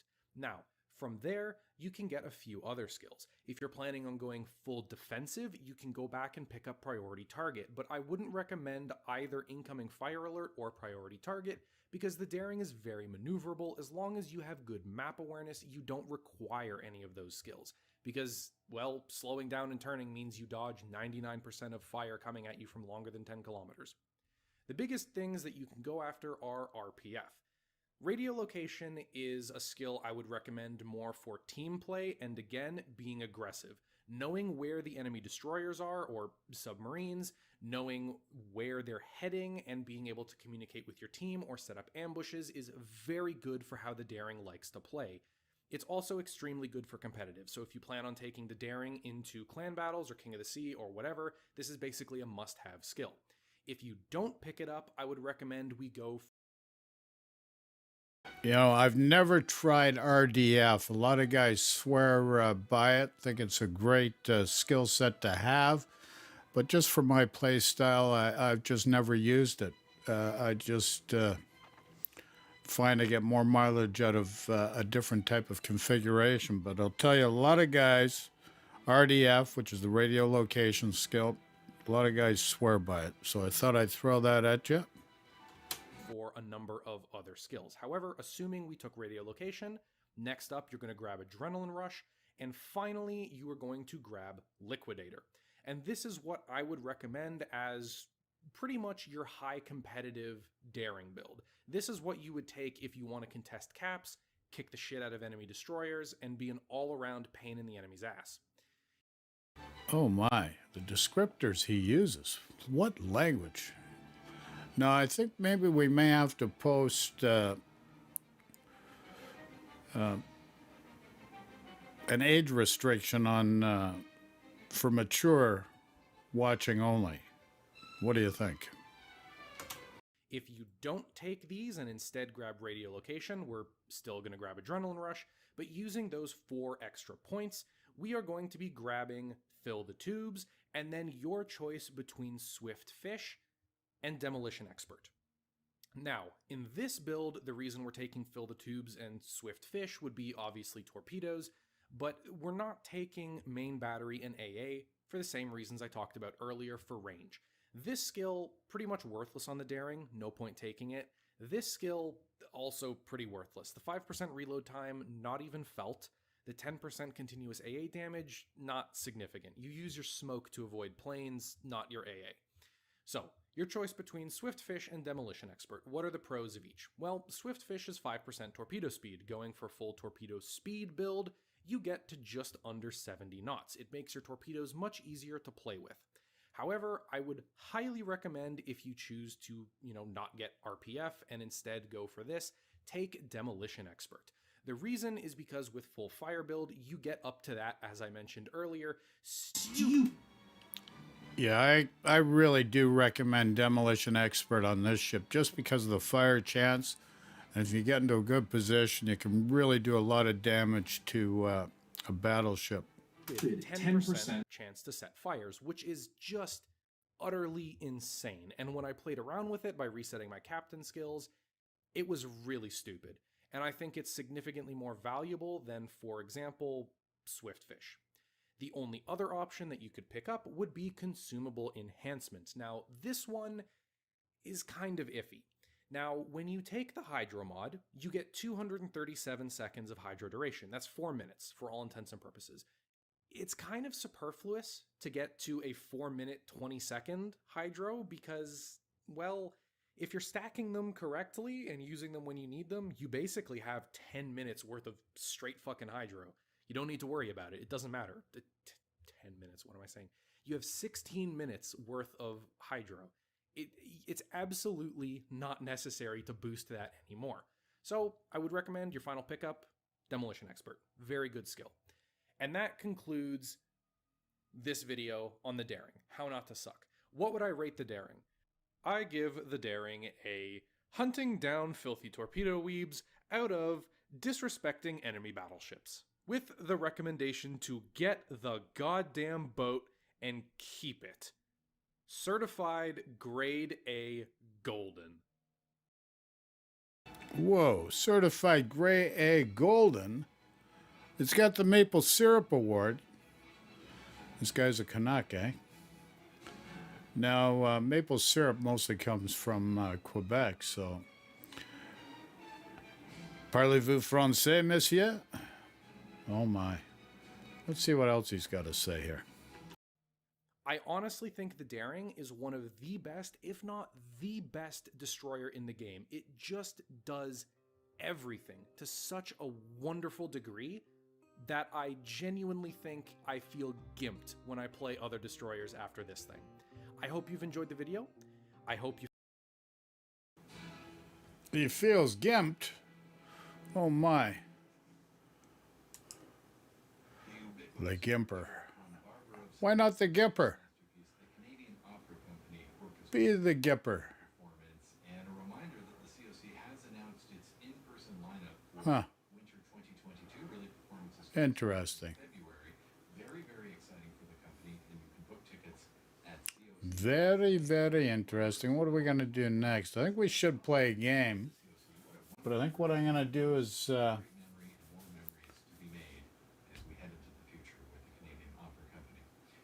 maybe take a smoke break. Yeah, let's do a quick break. And then we'll come in, we'll do a random match. I'm not sure what we're going to play. But we will play something, okay? So we're going to go into a random match. Play something. What are we going to play? Good question. I have no friggin' idea. So, questions, just throw in chat.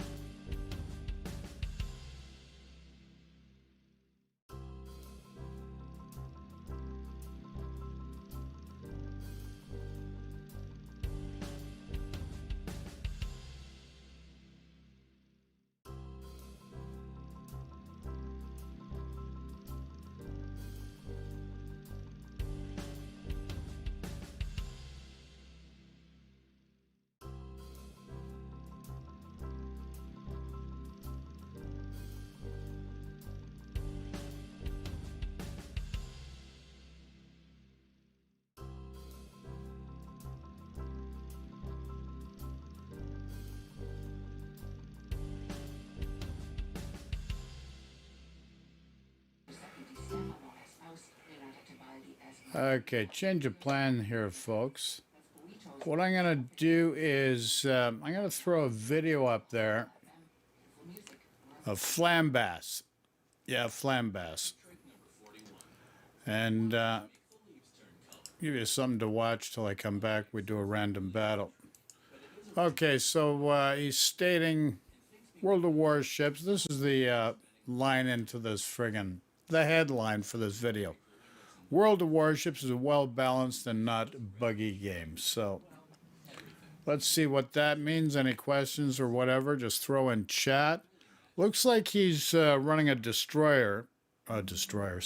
submarine, German submarine. So let's, any questions? After watching, let me know.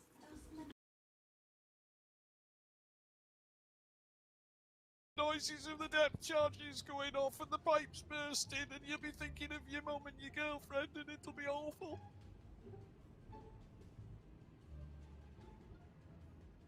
Are you feeling like yourself today? Yeah? Alright. You're on? Okay. There it is. I hope you don't mind that I killed the booster on the way. fine. My torpedoes ran out. He's running. So sad. He's going for me. Oh shit. Trend loss. Yes. Oh, he actually dodged it. Oh. Hold on, I got this. I got this. Watch me.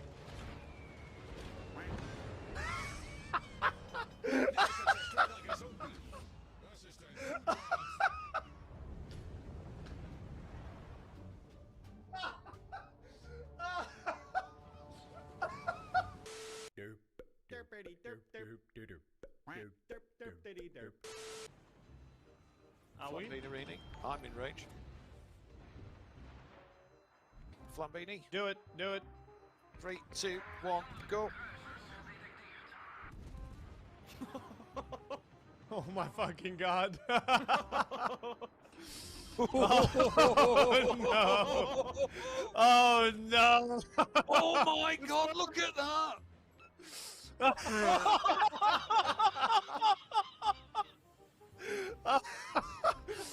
Oh no, dude. That was absolutely perfect. Oh, that's just not okay. And that's just not okay, dude. Okay. Gearing drops the smoke screen for Nevsky behind B. Daring from Gray is gonna go in. I don't think this Nevsky I tell you what, I'm gonna watch the beginning of this game in the 2 view, right, in the red view, because I want to see more obviously than you can see from the exclamation mark mod. I want to see what Gray see, because I want to know at what point do they realize that Punch have all gone to A. Okay, Daring takes a couple of hits, no big deal. That is a really long smoke. And it looks like a question mark, conveniently enough.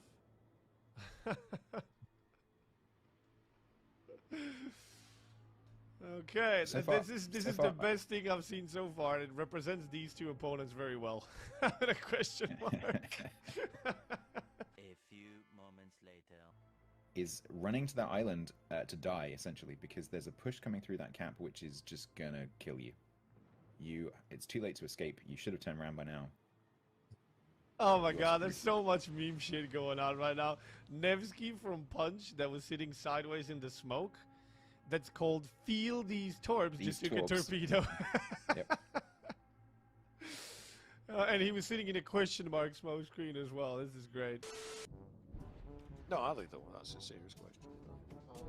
What doesn't your concern? It's not like you're gonna have any influence on it. It's not like you're No, gonna no, I'm participate. Mr. G, he's gonna be called Randpass soon. I'm pretty sure that's gonna win. Randpass? Yeah.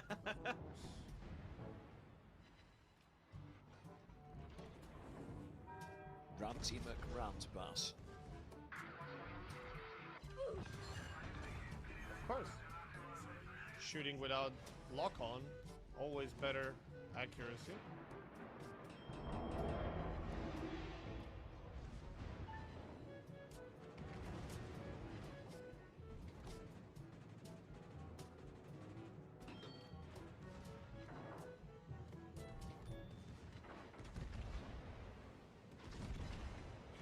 Potato. Learn how to ram.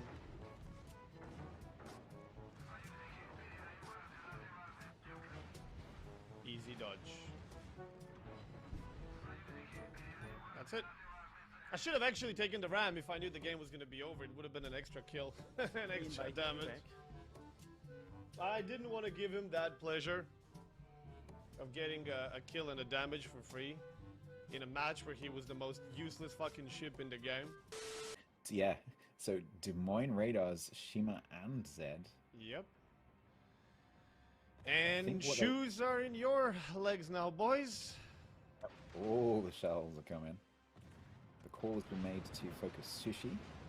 Poor sushi guy. He's like, there's a Shima right here. Shoot him. Take him, not me. Oh no. My god, the volume of fire is just brutal. And Shima's like, Well, there's not really any flanking going on in this game. Everyone is very central right now. So Joe is now getting the same treatment. Oof, look at that. I mean, what do you do? Like, if you're a destroyer and you're in a game like this, like you try and keep an eye on the horizon, like you're trying to watch the shells coming in and anticipate where they're going to fall. You can't do that with that. Surely, it's just too much. This is really just brutal to watch. Poor DDs, man. DD life has always been hard, but in competitive, it gets taken to another level. You get detected just once, and suddenly you have like 9 ships all shooting at you, and they're all pretty good at shooting, and they all have experience with dodgy stuff, and you're like, oh no, my ship.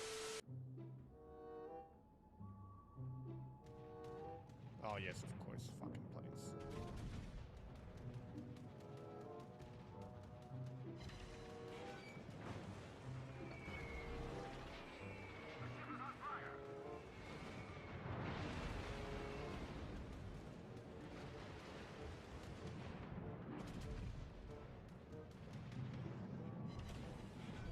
Our victory is in sight.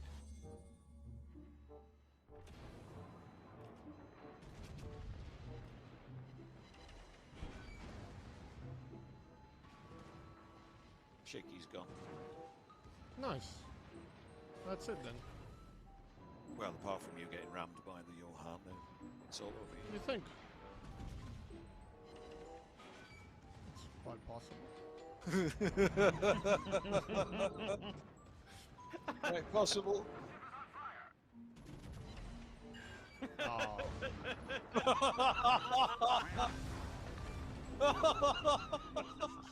Dude, he survived on 2K. Well, like, let's put it this way. I knew there was a possibility, but we win anyway. Yeah, I know it's If the right you thing to do. don't fucking die to Salem now, and then we lose all the caps, we win anyway. Up Hydra?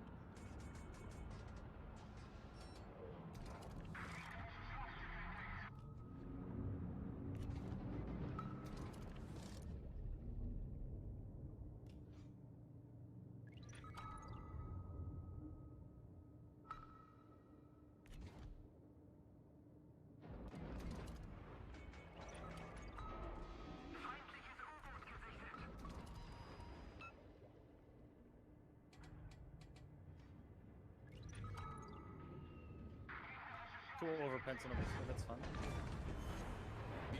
There you go. Good game, everyone. Yep, there you go. There's subs for you, chat. And nobody from Ocean's End is even remotely close to any of those 3 caps. I think Rio has done it. Des Moines might actually kill Shima here. Yep. But that's still not going to be has enough. A chance. Oh, wait, Des Moines died. Wait, what? Goliath killed the Des Moines. Oh, yeah, yes. It was Michael, the one that was parked on the corner on the 9 line. Okay, so can Des Moines kill Shima and buy themselves more time? Which they absolutely need. Shima dodging nicely, just about to go out of range. Still detected. Off the radar. Should be going They down. can't afford to let this Shima get away. They absolutely cannot afford to let this Shima get away. They're already down on points and caps. Oh, he's not detected. That's a lost volley in the air. Oh my god, 300 HP. No, that's more. What is that? It's more in the air. Dispersion. Nope. Oh my god, he gets away on 398 HP. Yeah, Wayne Forrest is taking blind shots now.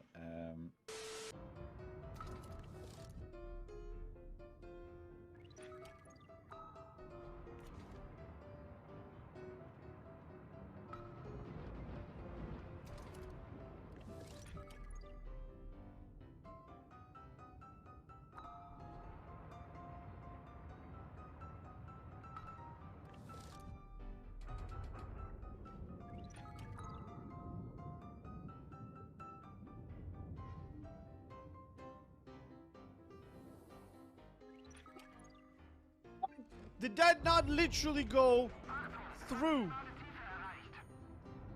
What? I could swear that went through the ship, dude. Fuck me. I don't think either of the three of us are like mind-blowingly good players, but I think all three of us are good enough. Good enough to be a threat to anyone in particular. And if we get... Am I the only one who always does that, in case the DD already comes into the cap? Well, there's no point in me doing it when you're in front of me. Oh, yeah. That makes sense. We better hope that's not a radar map, June.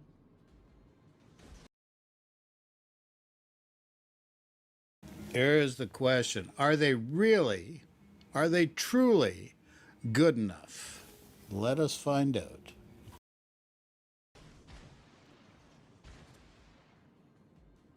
What was I about to say? If we can get the synchronization between the three of us, I think we can do. I think we're going to be able What's to do. the range of the pretty good. mythological radar, Neptune? 10 cam. Mythological. We call them naval legends here. Oh, like the Soviet. Oh, he beached. Yeah, like that. Oh, I'm spotted. Kitakazi. You want to smoke up, maybe? Kill both of you, alright? Holy smoke. Blow you smoke, man! I keep waiting for Trenless to do it. I thought you're gonna smoke. I'm like, well, you got. I'm waiting for you to make a move. No, I'm waiting for you to make a move. No, I'm waiting for you to make a move. Wise guy, eh? Yuck. Detected first. Yeah, but okay. Got a DD here as well to worry about. Okay.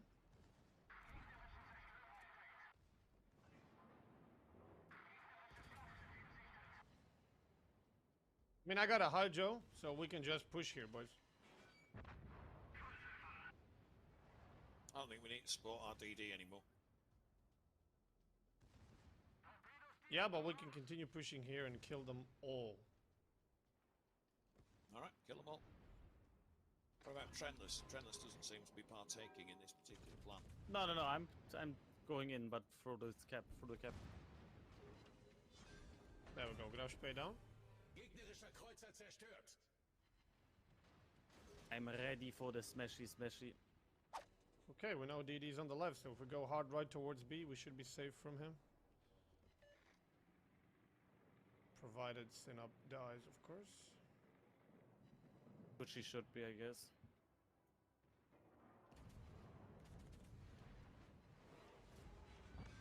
Yep. You can but take good names.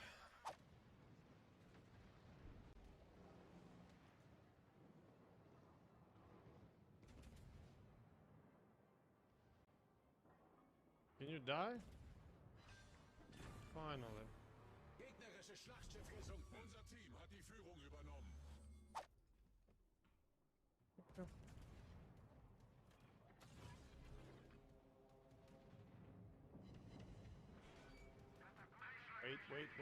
Wait. No, somebody got resetted. Oh, he lost all his planes. Beautiful.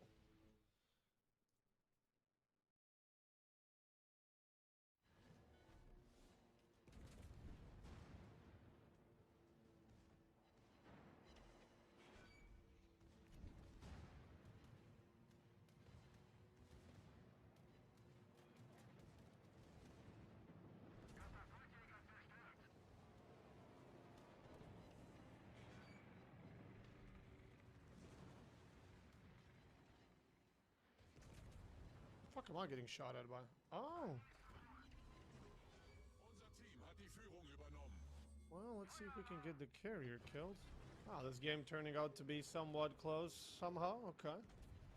I don't mind.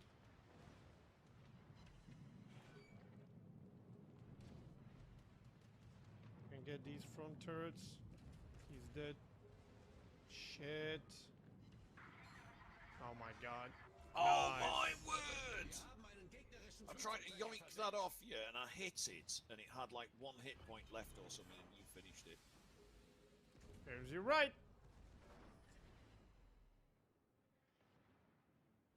Eat shit with tier 8.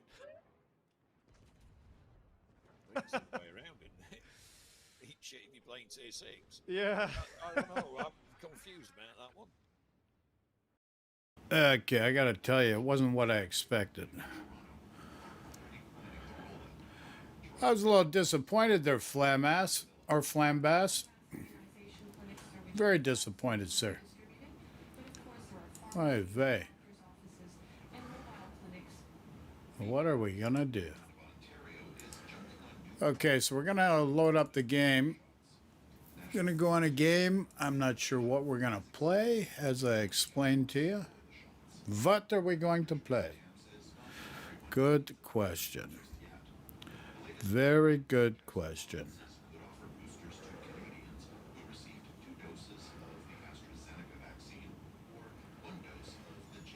Okay, so we're loading up the game right now.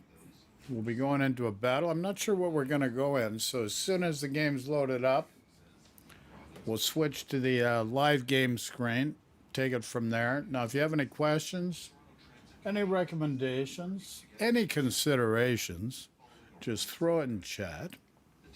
Otherwise, Bob's your uncle. So let's go to the live screen now.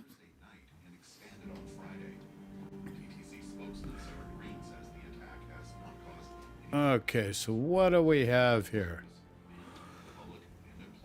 A container. What are we going to get? Oh my. Free XP ready tomorrow. A new personal mission.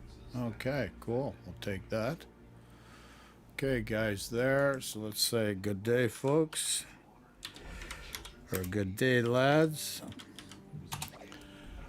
Okay. So we've got the Goliath here. Let's check out our containers. What are we going to get here? What do we get? Ah, friggin' 50 camos. Like, come on, I've got camos coming out of my friggin' you-know-what, and it's sci-fi space. I'm very much a traditionalist, so this is not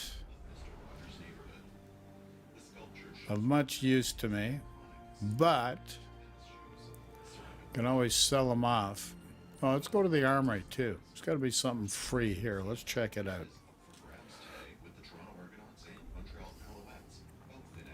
Warhammer 40,000. Forget it. Close it.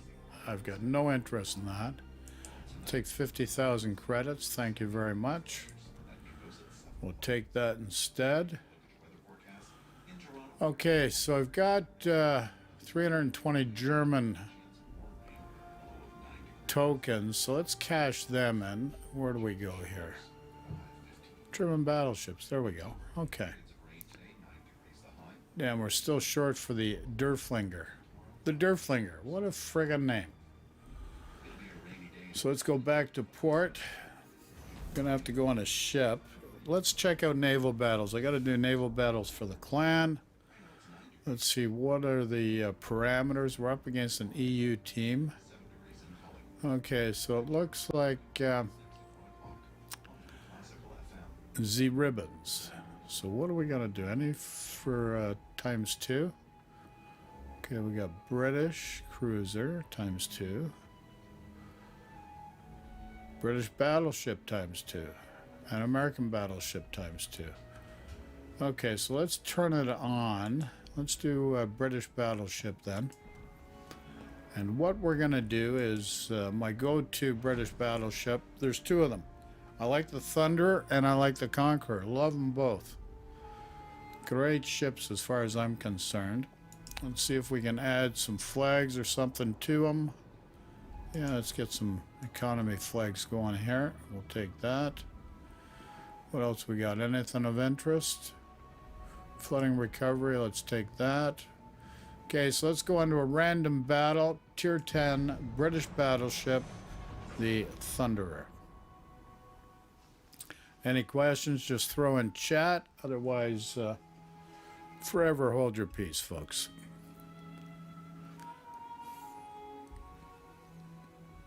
Forever hold your peace. Just like Bob's your uncle. Okay, tier 10 top to bottom. A lot of friggin' DDs.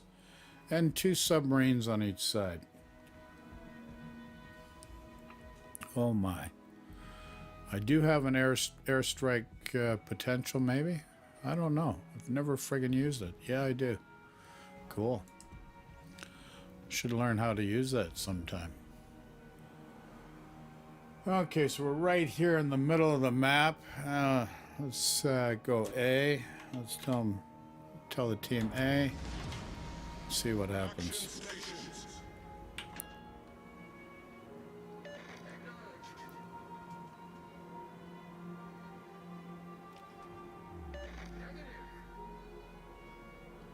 Negator, eh?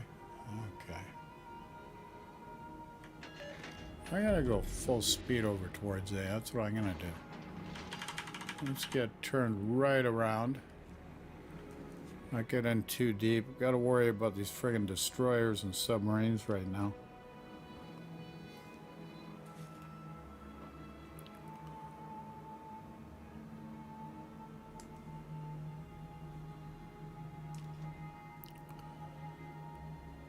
So my range should be about 24.5 kilometers. Hit pool's not all that great. Do have defensive AA fire. It's so skill, but what are you gonna do?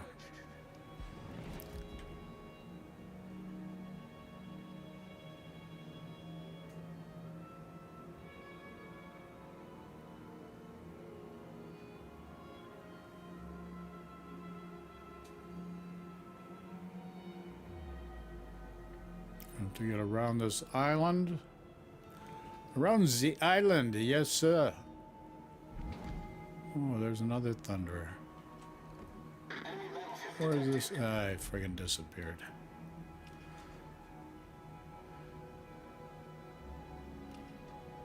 It might pop up when we're around this. We'll see.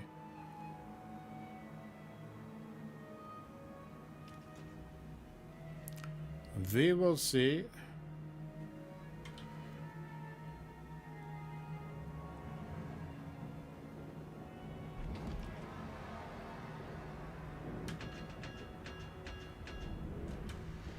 Okay, there he is.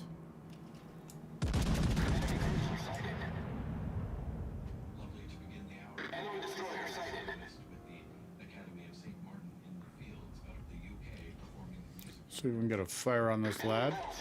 Yeah, we got a fire on him. Cool. We'll take that. Thank you. Whole crap load of torps coming.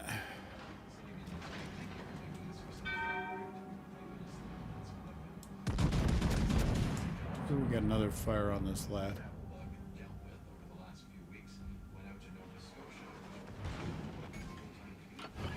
Main turret critically damaged. Okay, got a couple more hits on the Thunderer. We'll take it. Okay, Torps ran out of juice. Thank you very much. Torpedoes to starboard. Problem solved, sir. Thing we gotta watch out for is this friggin' Yammy. See if we can get some fires going on him.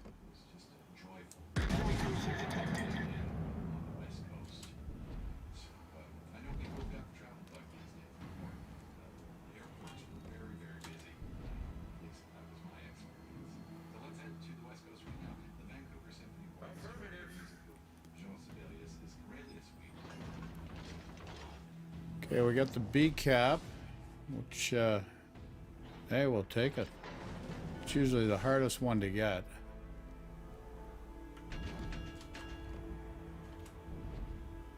Let's swing a little wider here. I don't want to get friggin' side swiped by this friggin' Yammy.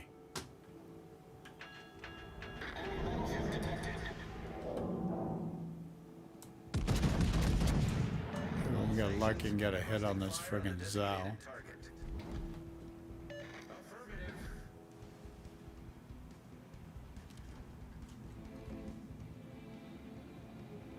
What a dropping short. Give me a friggin' break.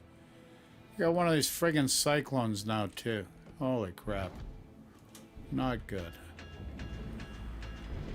Okay.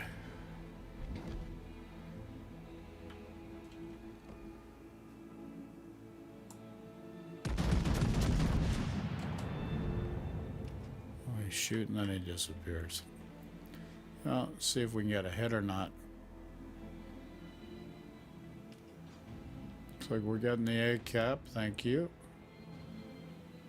C cap's being contested by the other team. We did have it, by the looks of it.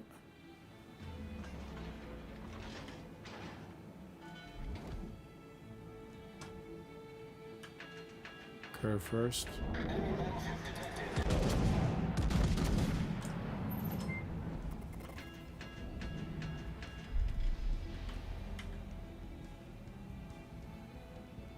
He's gonna take some torps. He's gonna eat a few. Poor guy. Okay, we got a hit in the curve first. Thank you. Nice work.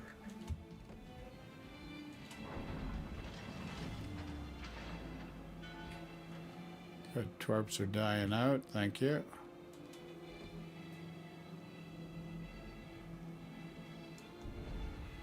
Where's that Thunderer going?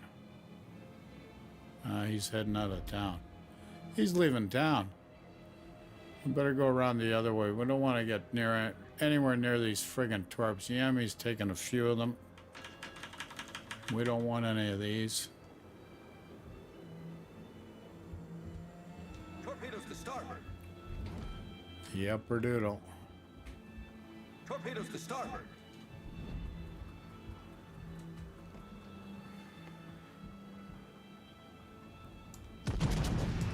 We can get lucky on this Howland.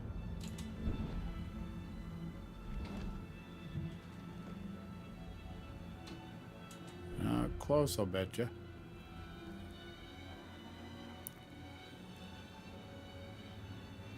Yeah, he's gonna lose his ship, man. There he goes. Way too close. The enemy team has taken the lead. Okay, we're down 4 ships. They're not down any, so that's not looking good for our team. Alan's looking for support. Yeah.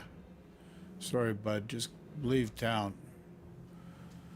Not enough friggin' help. If you can get the cap and get out, fine, but otherwise, forget it.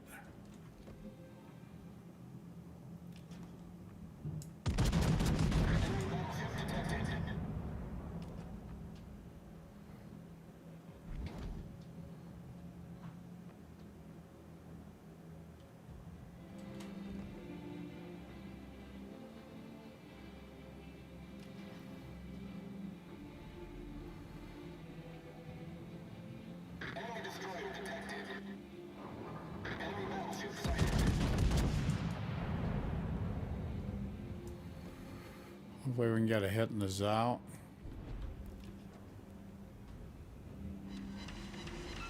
Yeah, we got a few hits on him.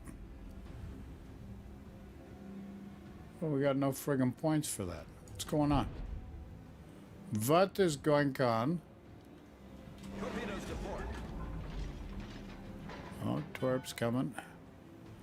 That's why we're leaving town, buddy. Looks like Howland Torps. Pretty fast, pretty fast.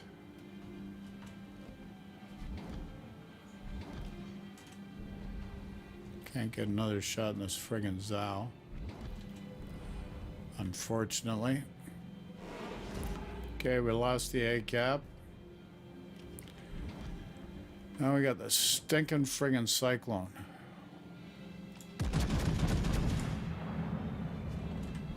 Hopefully we can get a shot in that DD. Yeah, we got a shot in the DD, thank you. Okay, so we're going to waste a good part of the game because of this friggin' Cyclone. Nothing but friggin' submarines and DDs left on the other side. They haven't lost a single ship and we're down 5. Not a good sign. Torpedoes to port. More torps coming.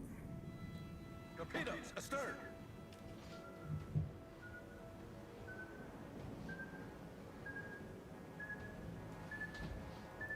That's all we're going to be doing for the rest of this friggin' game, dodging friggin' torps, folks. Not looking good.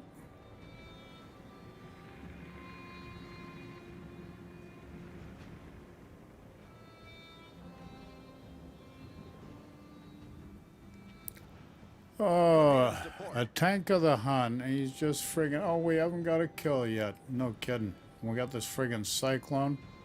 Just lost another ship. We're down 6. The other side's not down any. Brilliant. What do we got up here? We have no friggin' idea.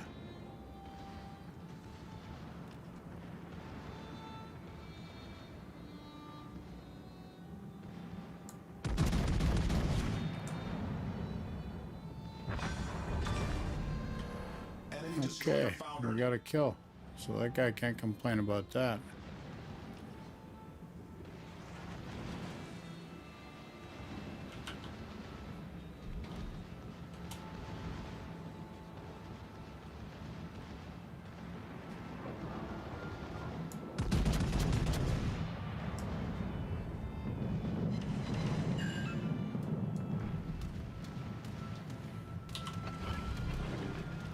Anti-aircraft gun crews are on full alert.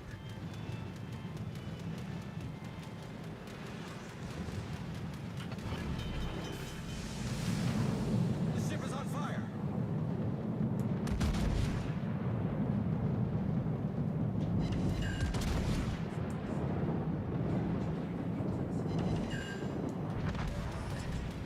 Problem solved, sir.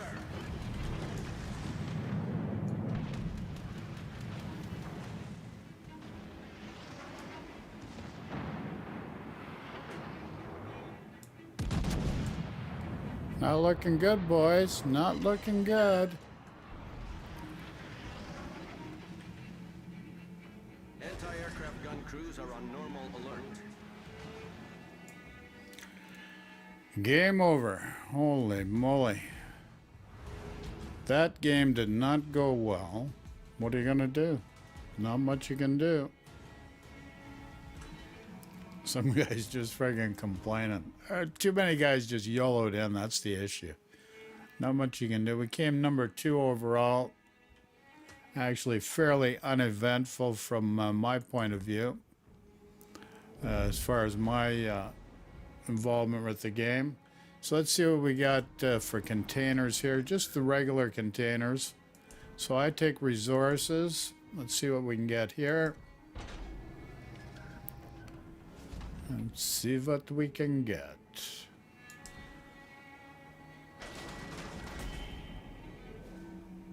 Cool. Couple bags of coal and some flags. I always use resources.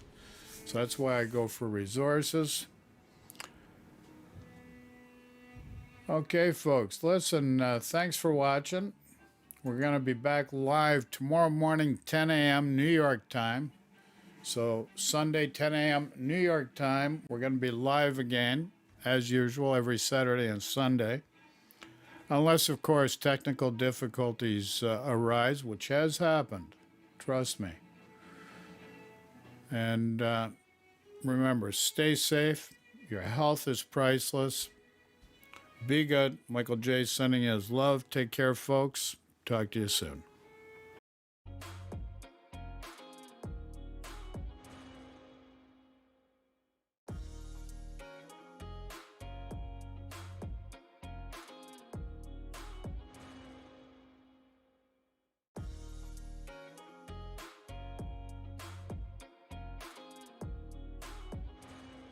Quick shout out for E. Gray. Thanks for joining us, buds. Thank you very much. Have a great day.